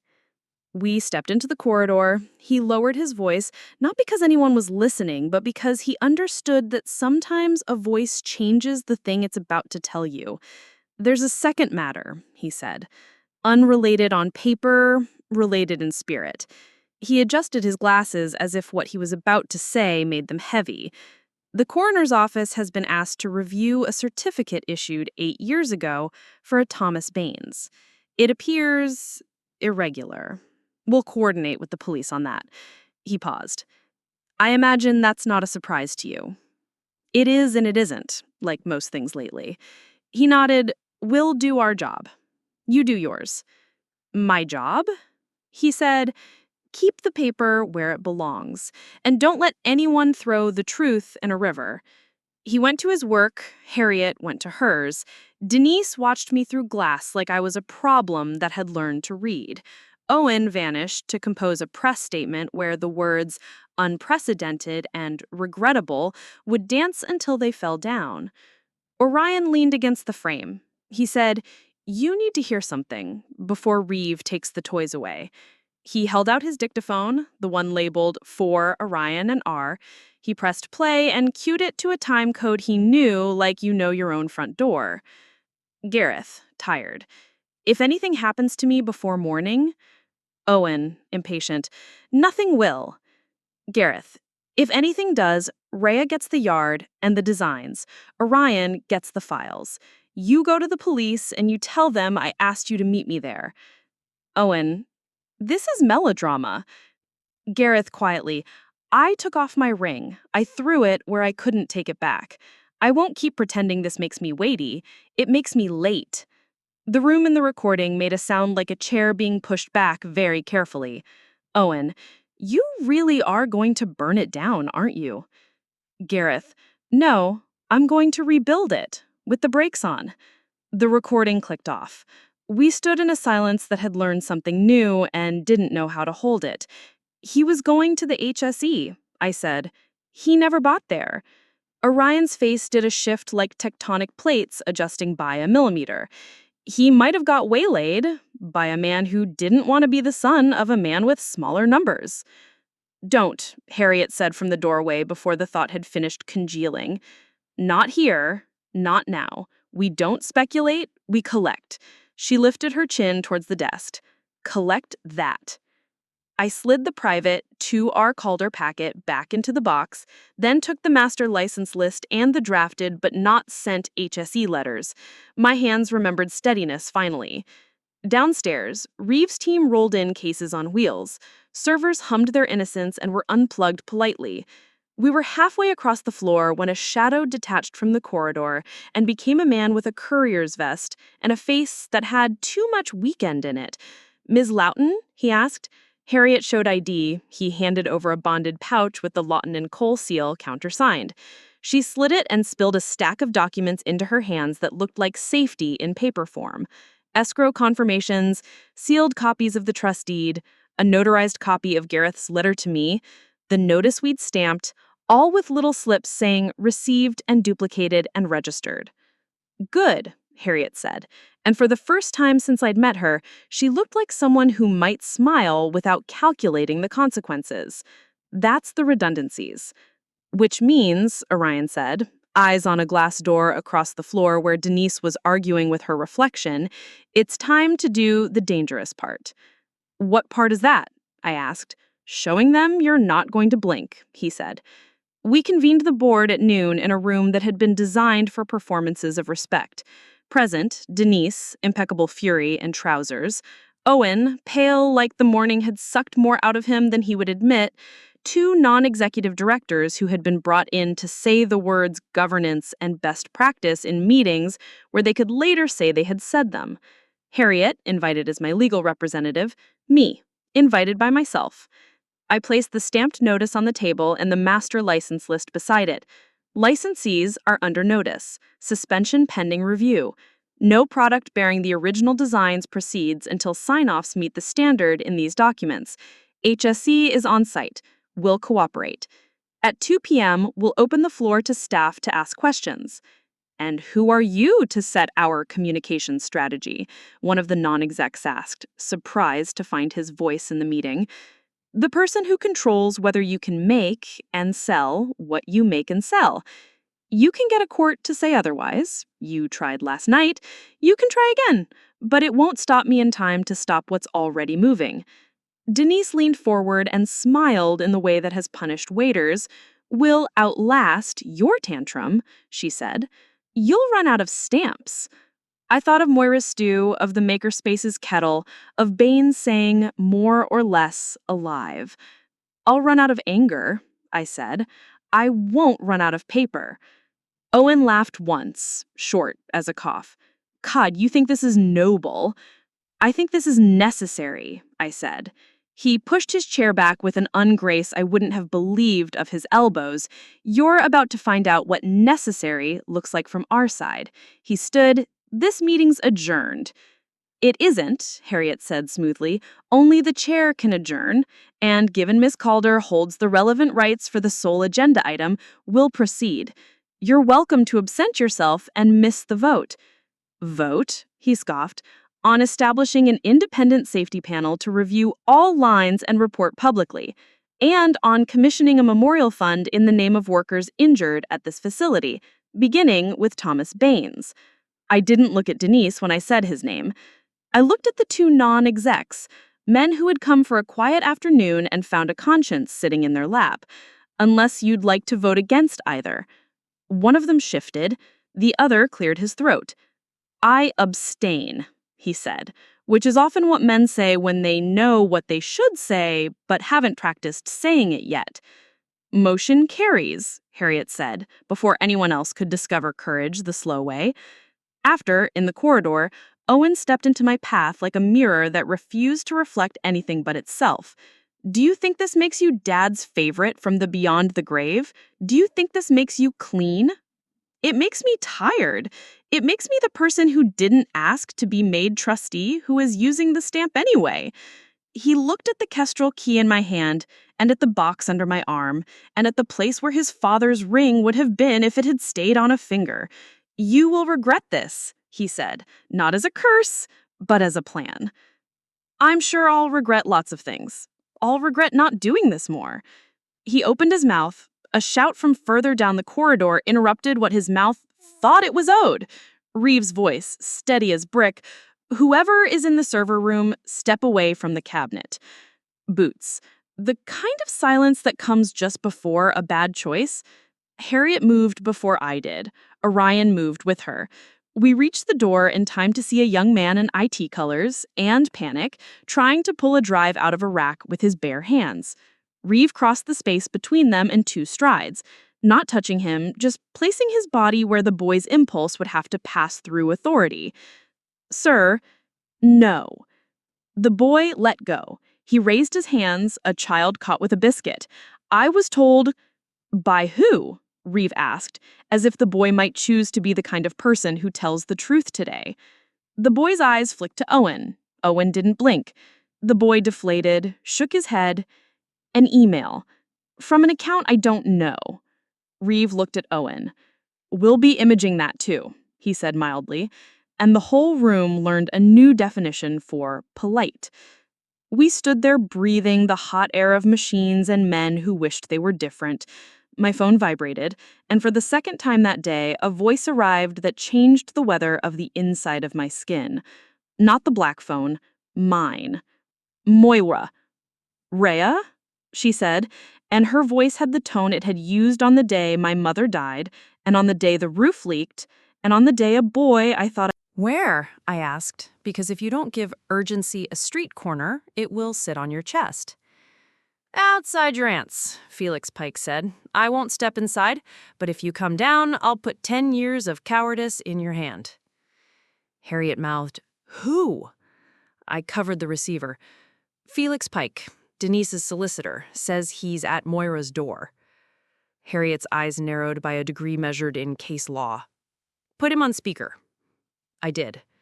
You have 2 minutes to convince me to open this door, Harriet said, voice like a ruler laid gently but firmly across a knuckle. I deserve none of them, Pike said evenly, but Gareth fired us 5 days before he died because he discovered we'd engineered a document in a way that would make the coroner's office, the HSE, and any decent human being sick. I have the emails, I have the billing, I have a paper you'll hate that you needed. What paper? I asked. The memorandum of advice, he said, as if the words carried their own shame. Recommending a route to classify an incident as operator error to mitigate liability while ensuring the local press is starved of detail. We called it a reputational ring fence. Your father called it what it was. Fraud, Harriet said. Grief rewritten as governance, Pike said. He told us to burn it. I didn't. I told myself I was preserving evidence. In truth, I was preserving my career. He replaced us with Miss Lawton's firm for anything that had his name on it. A breath. Denise kept us for everything he didn't know about. Harriet didn't grant him the dignity of silence. Of course she did. Do not bring him inside, Orion said, appearing in the doorway with a quiet that had learned how to keep parts of itself off carpet. If he's got contrition, he can have it on the pavement, where it belongs. I grabbed my coat. We're coming down, I told Pike and hung up. Moira had the door open before we reached it, apron on as if a casserole might be the solution to corporate malfeasance. On the pavement beyond her step, a man in a rain-dark overcoat stood with his hands in front of him like he was at the part of church where you confess the bit you practiced lying about all week. He said, Miss Calder. And I knew him. Not from his face, from the way men who are used to being listened to arrange their sentences so they are impossible to interrupt without feeling like you've misbehaved. "You're older than your letterhead," I said. "And no wiser," he admitted. "Miss Lawton." "Mr. Pike," Harriet said flatly. If a syllable can be a raised eyebrow, she managed it. "You know you're on thin ice with my client. Choose your words like there's a judge in the hedge." He nodded. He held out a waterproof envelope as if it weighed him down. Internal emails between Barlow and Pike and Miss Denise Calder regarding the handling of the Baines accident and the inquest, a draft of a press strategy designed to reduce coverage, invoices to a third-party consultant with a P.O. box who happens to be a clerk in the coroner's office's outer ring. I did not pay a bribe. I did, however, pay for the sort of expedience men pay for when they want to be told the worst thing they did was the most responsible choice they made.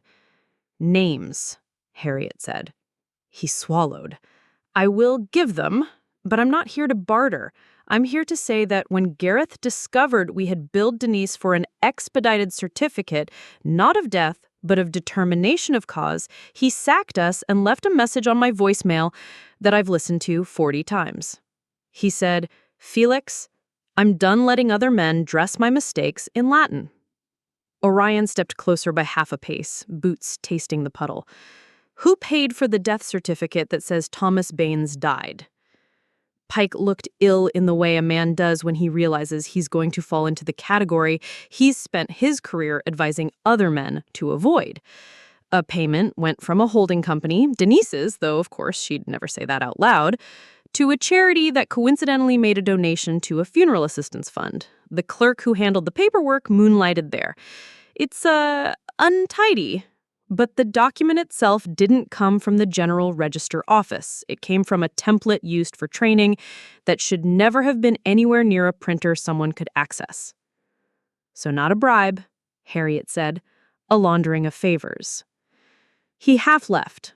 "We're very good at those. Or we were. I'm trying to be bad at them now." He looked at me. "Your father was coming to see me the day he died. He left a message with my assistant at 4:57. I was in chambers. I called him back at 5:20. He didn't pick up." "The ring," I said, and lifted my hand as if an oval of metal could be a verb. Pike's breath did an old man's sigh out of a not old man's throat. "He told me he threw it. He said he was tired of wearing weight he hadn't earned." "What do you want?" I asked, because enough human detail in a doorstep will make even decency play detective. He said, "To be on the right side of the line before the line is drawn. And to look you in the eye when I tell you this, Denise still thinks she can keep this contained. She believes she can sacrifice your brother to save the company. She has not correctly accounted for you, or for the HSE, or for the part of your father that decided to tell the truth to a woman who wasn't scared of it." "Give me your bundle," Harriet said, not unkindly. "I'll receipt it, and then you go home and decide which career you're willing to have left when this goes public." He handed it over. His hand trembled. Moira, damn her soft heart, stepped back as if to invite him in for tea. He shook his head like a man refusing absolution because he knows he'd enjoy it. "Miss Calder," he said to me, again, "I'm sorry." "Say it to Baines," I said. "I will," he said, and turned and walked into rain that had decided to apologize for itself by failing to be dramatic. Back upstairs, Harriet slit the envelope. Paper breathed. The emails were written in the tone of men keen to explain their consciences to each other without using the words that would make a jury cough. We recommend minimizing detail around safety compliance failures. In light of reputational risk, our advice is to lean on operator error as a framework. A handwritten note in a neat, furious feminine hand in the margin of one. "No, not error. Bad luck." "Denise," I said. Harriet took a clean sheet and began a list without looking up. Chain of custody, potential criminal exposure, coroner liaison, HSE escalation, leaker protections. This is enough to make a lot of powerful people act like they always agreed with us, but it's not enough to survive a press office with spare adjectives. We're going to need simple. We're going to need faces. And we're going to need this not to look like a daughter taking revenge. That's not what this is, I said, and heard how unhelpfully it sounded. It's the opposite. Then we show that, she said. 2 o'clock with the staff? 2. We tell the truth in a room that has never heard a woman speak without being scripted. Orion checked his phone. Reeves already pulled the drives he wanted. HSC will be crawling the lines by lunchtime. If Owen's going to do something stupid, it'll be between now and then. What does stupid look like? Moira asked from the kettle because she had decided to be our headquarters whether we liked it or not. Deleting emails, Harriet said. Calling licensees to get ahead of the suspension with his own story, and trying to make a big noise about lost jobs so that we're the villains before the truth is tall enough to stand on its own. She looked at me. You can't let him set the room first. I nodded. We go now. We drove to the works through a Manchester that had remembered it had commuters. I watched bus windows like they were small theaters. A girl watched a boy pretend not to look at her. An old man slept with his mouth open and the dignity of it undisturbed. In the lift, I caught my reflection, a woman wearing a lanyard with her own face around her neck, like a dare. The canteen had been turned into a hall. Rows of chairs, a portable mic on a stand like a toy, men and women in high-vis and in coats, faces postponing judgment. Owen stood at the side speaking into a phone with the air of a person auditioning for a role that had already been cast. Denise sat at the back, too spotless for the room, flanked by 2 non-execs who had learned the default position of a spine is vertical. Harriet took a spot against the wall. Orion disappeared the way men like him do when they want to be available without being in the photo. Baines came with us. He hovered by the door, sleeve pinned, and the room seemed to notice him in waves, shock, pity, something like relief that a ghost had turned back into a man. I didn't wait for anyone to introduce myself. I picked up the mic. It made a noise like it wanted attention. The canteen quieted not because they loved me, but because the kind of quiet that happens in factories when someone starts talking into a microphone feels like a rule. I'm Rhea Calder, I said. Daughter of Gareth, sister of Owen. Not an employee, not today, but I'm the person who now controls whether the company can use the original designs it markets under our family name. Murmurs, a cough, someone's thermos clicking closed. I came here not to make a speech you'll forget. I came because 8 years ago, this place let a man lose his hand and then it let the truth lose its footing. I came because my father recorded his part in that. I came because I am suspending use of our legacy designs until I am satisfied that the brakes work everywhere they're supposed to.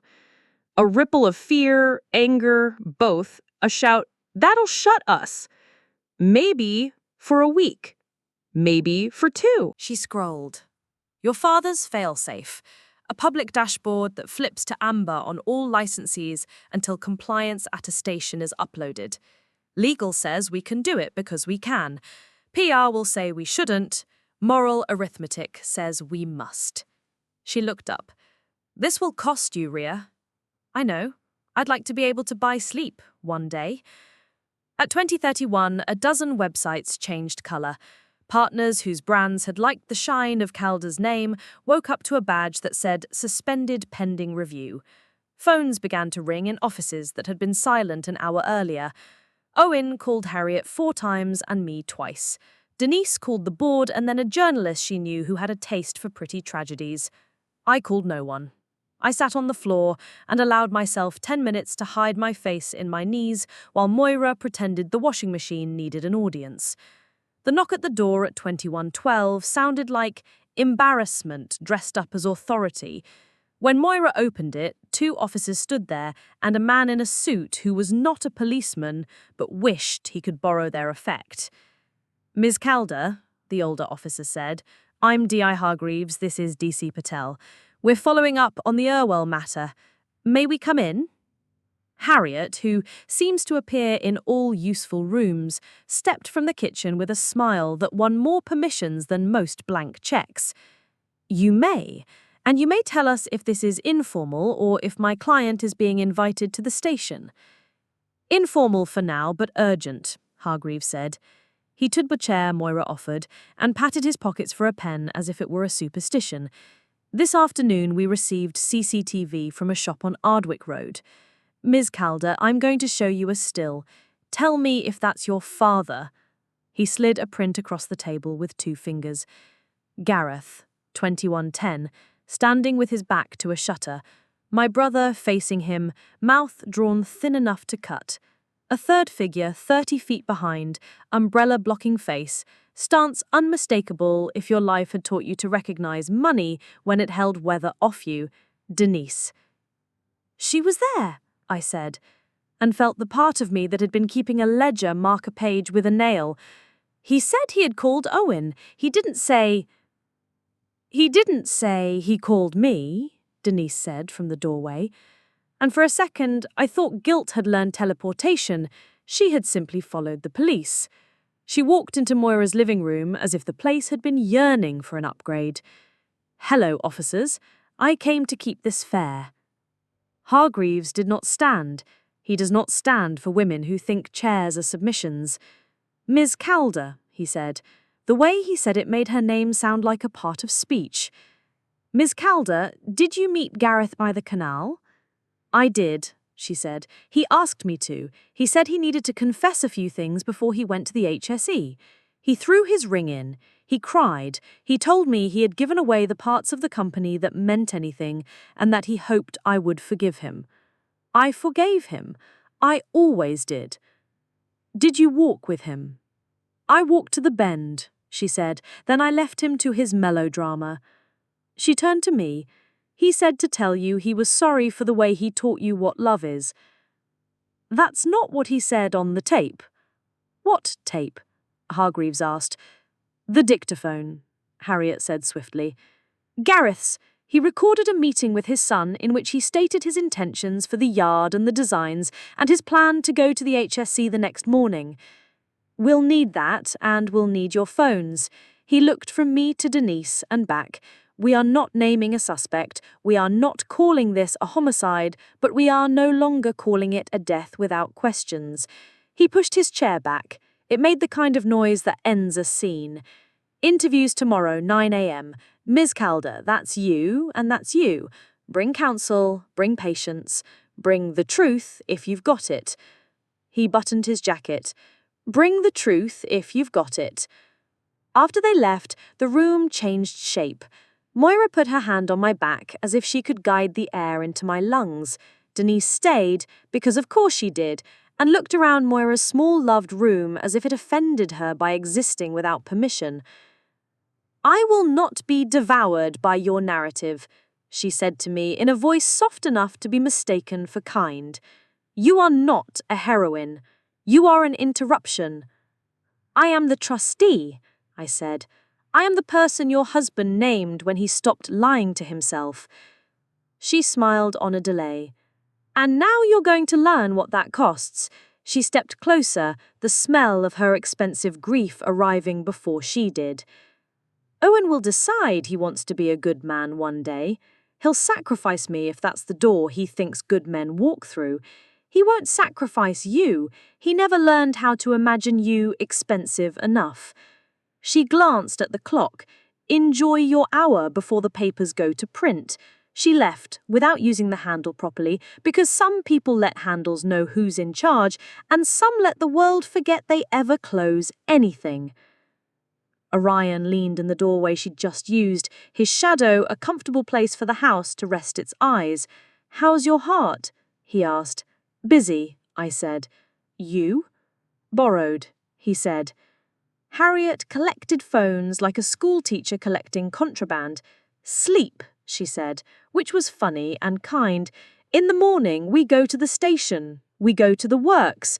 We go to court if we have to. We keep our receipts. We keep breathing. We keep not letting anyone tell us where the full stops go. She touched the kestrel key where it hung now on a chain at my throat, and we keep that close. I lay awake on Moira's sofa with the sounds of the house doing its jobs around me, the boiler thinking kindly, the fridge remembering its obligations, traffic performing its lullabies. Somewhere in the city, Owen was rewriting his story so he could live in it. Somewhere, Denise was writing the part where I was a footnote. Somewhere, a diver was tasting river for whispers. At 0611, my phone, a replacement pay-as-you-go Harriet handed me so we could give our real ones to the police, buzzed with a message from an unknown that made my body sit up before my mind did. You don't know me, but I know what happened on the viaduct road. Meet me at the bench by the old crane at 9. Come alone, bring the ring. I stared at the words until they stopped looking like a trap, and then started again. I passed the phone to Harriet, without speaking. She read. She didn't need punctuation. We don't go alone, she said. We never go alone. Maybe they won't talk if there's a crowd, I said, though I knew how thin that sounded. Then we hide the crowd, and you go, Orion said. We got to the station at 0850, gave our statements until our throats felt like they were lined with tinfoil, and were released with the kind of politeness that announced it can be withdrawn. At 0912, I sat on the bench by the old crane, with the ring in my pocket and the kestrel key cold on my skin. The canal looked indifferent. Ducks did their impression of philosophers. The man who sat down beside me wore a hoodie that had stopped trying and a face that had seen too many mornings. He kept his hands in his pockets, like he'd learned not to telegraph. You don't know me, he said, but I knew your dad when he was just Gareth and not a building. What do you want? I ask. To stop having the part of my night terrors that's about you. I was there, night he died, not for him, for a job. Heard voices, saw your brother, saw the missus, heard an argument, saw a stumble, heard a splash. Then I heard a hurdle close and a car drive away the long way round. He swallowed. I didn't go in after him. Water at night is a god I don't pray to. He glanced at my pocket. You got his ring? Yes, I said. Good, he said, because the person who threw it didn't mean it to be found. He stood fast as flight. You didn't hear my name. What did you hear? I asked, heart-punching walls. He looked at me for a long second. I heard your father say, don't let her, and then the rest got eaten by water. He walked away before I could ask if he meant me, or if he meant Denise, or if he meant anyone at all. I sat there, with the ring burning a circle in my palm, and the canal pretending none of us existed. My phone buzzed again. Hargreaves. Ms. Calder, he said, we've just had a call from a salvage yard in Broughton. They've found the pool car you asked for. It never left their lot. Paperwork says scrapped, but the car is intact. And there's dried river silt up in the wheel arches. Reeve texted at the same time with a photo. Silver Skoda. Warehouse light, the angle that says someone wanted to show you the truth without cleaning it first. Beneath it, 2 words. Got it. I stood up so fast the bench complained. The city spun, not because I was dramatic, but because reality had skidded to the edge of a new way of being itself. I ran, which I don't recommend for women who haven't slept, and almost barreled into Orion stepping out from behind a pillar where he had been the crowd we hid. What? He asked, catching my wrists before I could drop any of the nouns I was carrying. They found the car, I said, and someone saw a splash, and your friend in the... Get in, I told Orion. We're going to get my mother's bird back. He didn't ask which way. He swung into the driver's seat with the ease of a man who has spent his life deciding that action is a form of kindness. Harriet slid into the back, knees already braced, phone already awake, voice already choosing its first call. Barlow and Pike, she said. Reception will stall. The duty partner won't. She put the call on speaker so I could hear the smile that doesn't forgive. Felix, where are you? Rain stippled the windscreen. Manchester did its daily impression of a gray lung. Orion threaded us down streets that were shortcuts for people without patience. The van hummed like something that had decided it would try its best even if we didn't deserve it. "On my way to make amends," Felix Pike said over the tinny speaker, breathy with the sound of a man walking faster than his dignity. "I can't explain." "You'll do better than that," Harriet said. "You'll text me the address and the case number on that writ. Now." A pause. "It's a preservation order," he said. "Applied for by Denise, granted by a deputy judge who shouldn't have been asked to do favors on a Thursday. I am keeping the chain of custody. I will hand the box to Lawton and Cole once I've checked it against the index." "Then why?" Harriet said, the vowels flat as iron. "Did you send private enforcement to my client's aunt's house without giving us notice, when you have my direct number and you know where I am?" "Because Denise would have sent someone worse. Because the order allows it. Because I didn't trust the morning would still be mine to do the right thing in." His voice for a fraction of a second belonged to someone who wanted to be believed. "Texting you the address." My phone vibrated. A pin in the map at the edge of an industrial estate that refused to be gentrified. Calder Street Recovery, a unit with a shuttered grin and a yard full of things that used to belong to people who missed them. The case reference followed like a dog on a lead. "Call Hargraves and Reeve and the listings office. I want a judge's ear warm by the time we arrive." "I'm already there," Orion said, and turned the van into a lane so narrow the city had forgotten to name it. The recovery yard smelled of diesel, wet rope, and paperwork. The shutter was half up, the door beside it propped open with a traffic cone, the kind of invitation that only looks friendly if you mistake apathy for welcome. A man in a high-vis vest looked up from a clipboard as if he'd expected trouble and was disappointed to find it was punctual. "Ms. Lawton," Felix said, emerging from the shadow of an office. He had left his overcoat in a place that didn't need it. His shirt sleeves were rolled, his tie disciplined. He approached like a man walking towards the confession he had rehearsed in a mirror.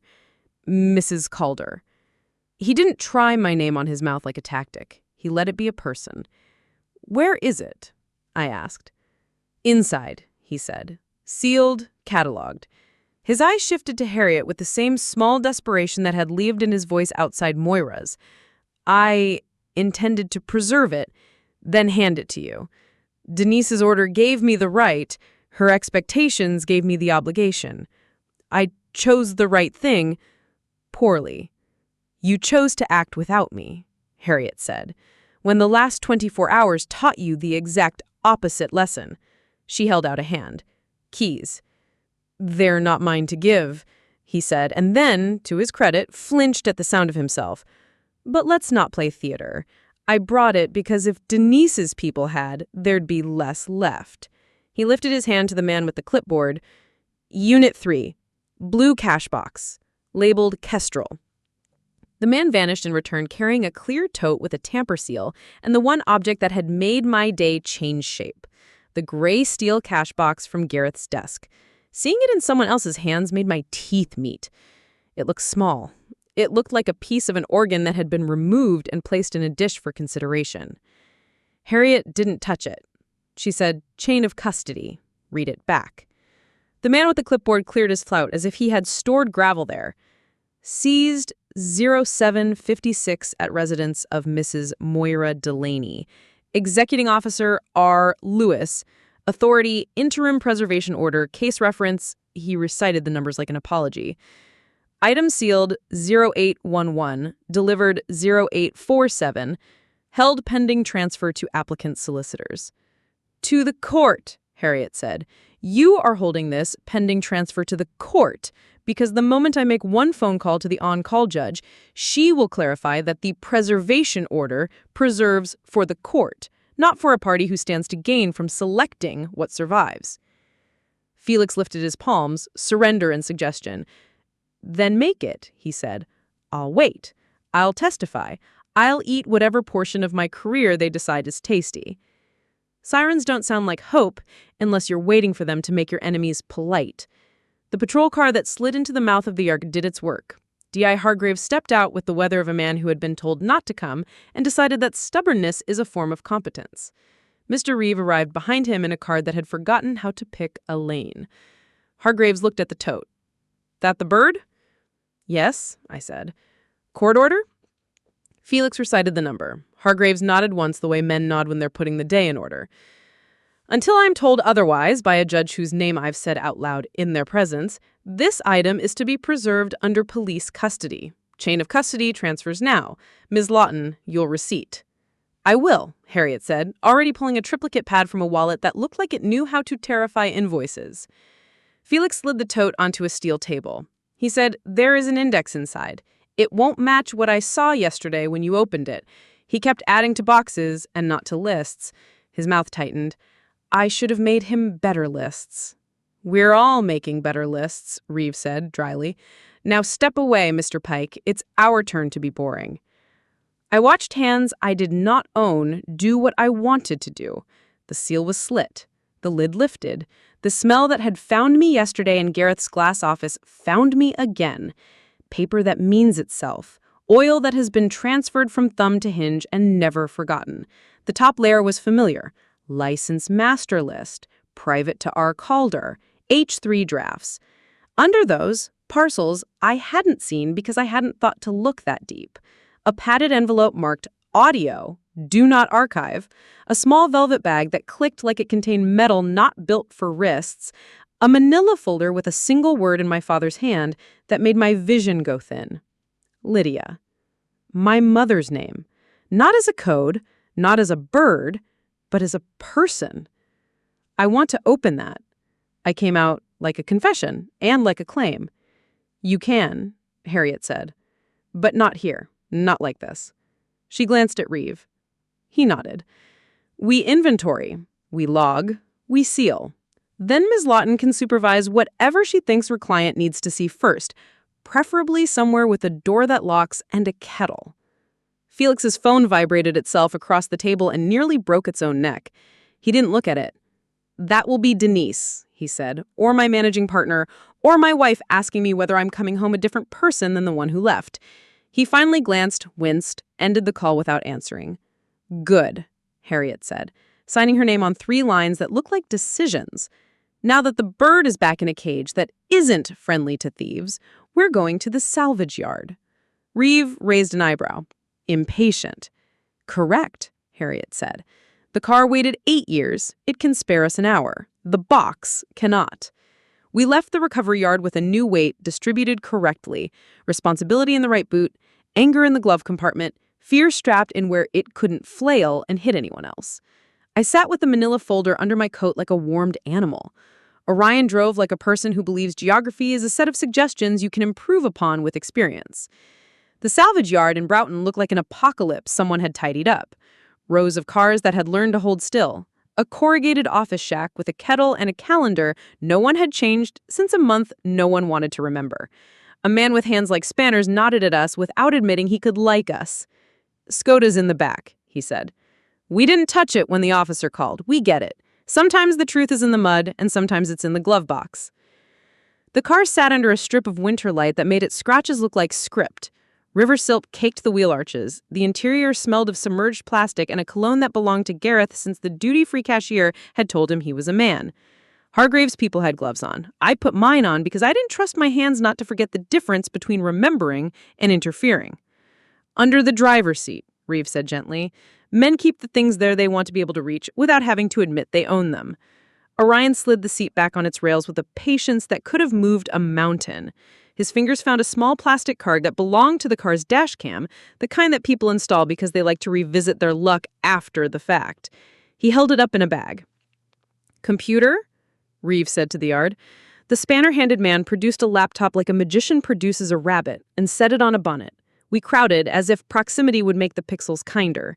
The footage began like all footage begins, the darkness of storage, the accidental film of a pocket, then a judder, road noise, a dashboard reflection that made Garrett's hands into 2 white shapes holding a wheel like a prayer. The timestamp, 2049.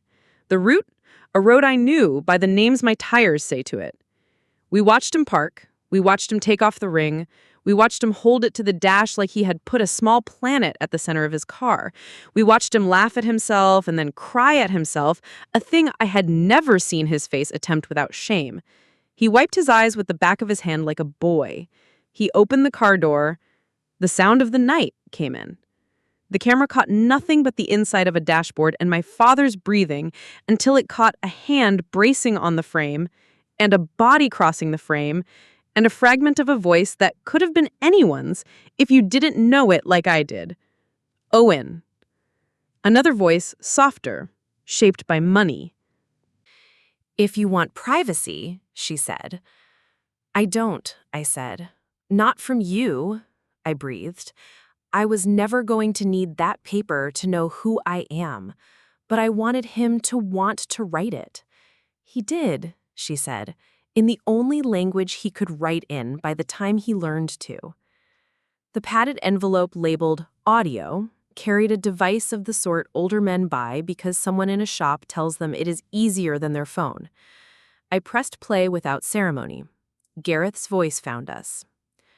"Rhea, if you're listening, it means Orion got you into the foreman's office without breaking anything, and you didn't let Owen in. Good. I didn't expect to be the person who had to learn how to tell the truth with a battery. On this, you'll find the rest of the meeting you heard, and then you'll find the bit I didn't mean to record because I didn't mean to say it. It's the part where I say your mother's name and don't ruin it by apologizing for saying it." The rest of the meeting we had already heard. The argument with Owen, the decision, the list of instructions that had brought me into a day shaped like this one. Then, softer, like he had sat down and forgotten that the red light blinked even for confessions he didn't intend to make to posterity. "Lydia," he said, and then my name like it had been taught to him by the part of him that had not been taught anything useful by men in ties. "Rhea, you were always going to be braver than I wanted you to have to be.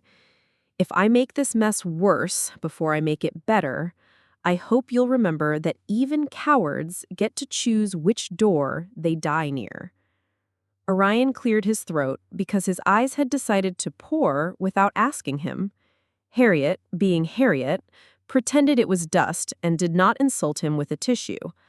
I took the padded envelope and put it into my bag with the care religious people reserve for objects they think God might be living in. My phone buzzed.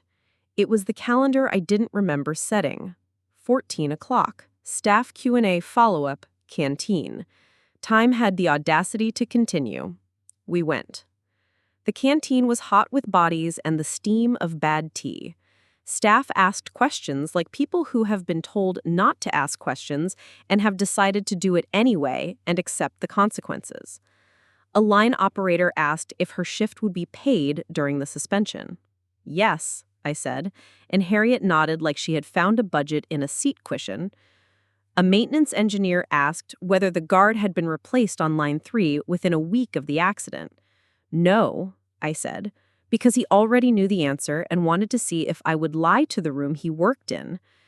At exactly halfway through my attempt to learn how the truth sounds in a factory, I looked up at the camera we had set up to record the session for anyone who couldn't come, remembered that this had started as a story, not a trial, and spoke to the lens like it belonged to the person who had stopped me at the foreman's office door with her hands full of courage and fear and asked if she could trust us. This story took us a long time. If you like it, subscribe. Now, back to the story. The room laughed in the strange, warm way rooms do when they realize that someone is trying to meet them where they live. After the questions, after the hands, after the promises that scare me more now that they have my name printed on them, Reeve tapped his watch. "One more thing," he said, as if the day were a box he could lift and rummage in. "My team found your hired man, the one from the funeral."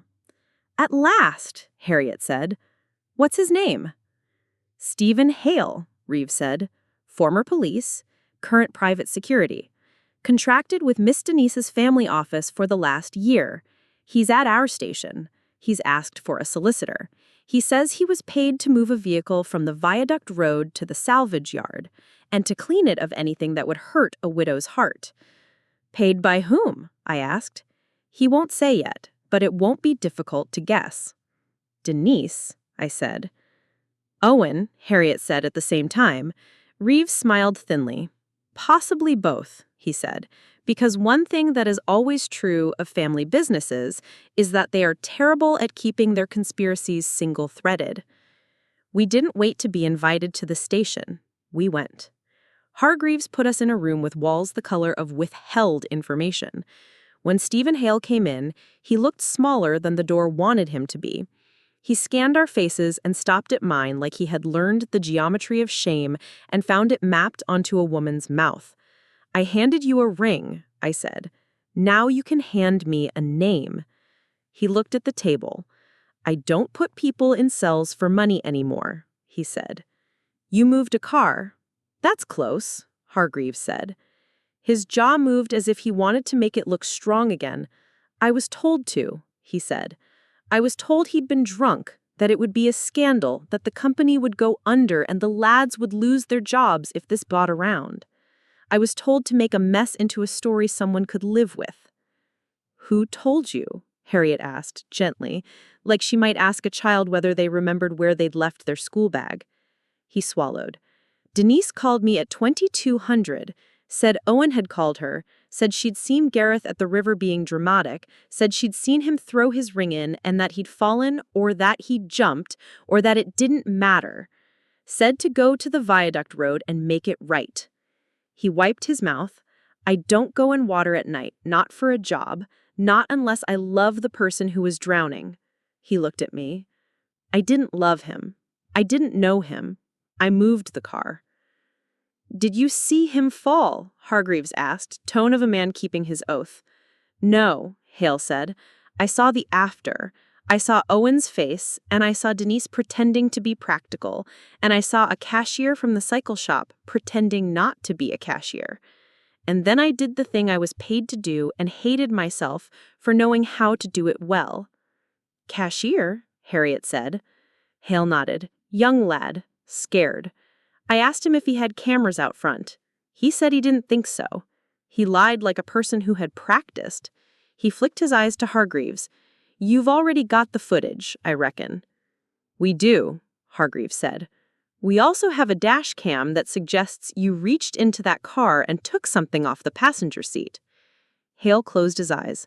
A dictaphone. He opened them. I dropped it in a bin at the yard because Denise said if there was a tape, it was probably him saying he'd done something stupid with a guard and she didn't need that playing at the funeral. But the binman didn't come because it was a bank holiday. If your lads want to get their hands dirty, it might still be there. Back of the yard on Mill Lane, a blue bin with a sticker that says, Don't. Reeves stood up fast, so his chair decided to protest. I love a man who hates litter, he said, and left, already on his phone. You're going to be charged, Harriet said to Hale, because fairness without precision is a performance. Perverting the course of justice may be worse. He nodded, like he had been waiting to be told something official so he could stop inventing his own sentence. I'll take it, he said. Better than the version where I pretend I didn't spend 2 days thinking about the way a man makes a bad choice and decides to hire me so he can say he had help. When we stepped outside, the sky had pale blue under its nails, the kind it gets before it decides whether to be beautiful or efficient. My phone hummed with a message from a number I had not put a name to because I am not often foolish. Owen. Come to the viaduct, now, alone. Or I send the press a thing you'll spend the rest of your life explaining. Harriet looked over my shoulder. No, she said. Yes, I said, but not alone. I typed. Coming. 10 minutes. Orion was already moving. I'll go ahead, he said. Find shadows. I'll call Hargreaves, Harriet said, and Moira, because she'll boil a kettle and pretend it will help. I went because sometimes bravery is going to the ugliest place with the ugliest person and keeping your hands by your sides. The viaduct road looked the same as it had yesterday, which felt unreasonable. It should have changed to reflect the new shape of my blood.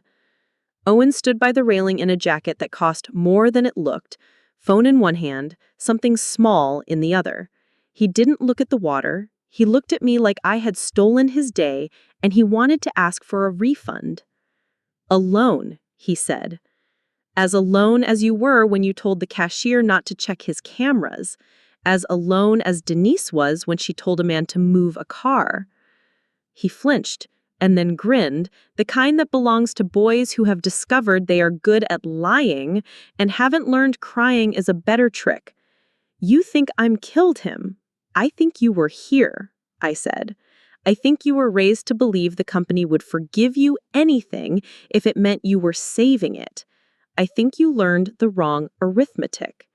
He lifted the small thing in his hand, a memory card.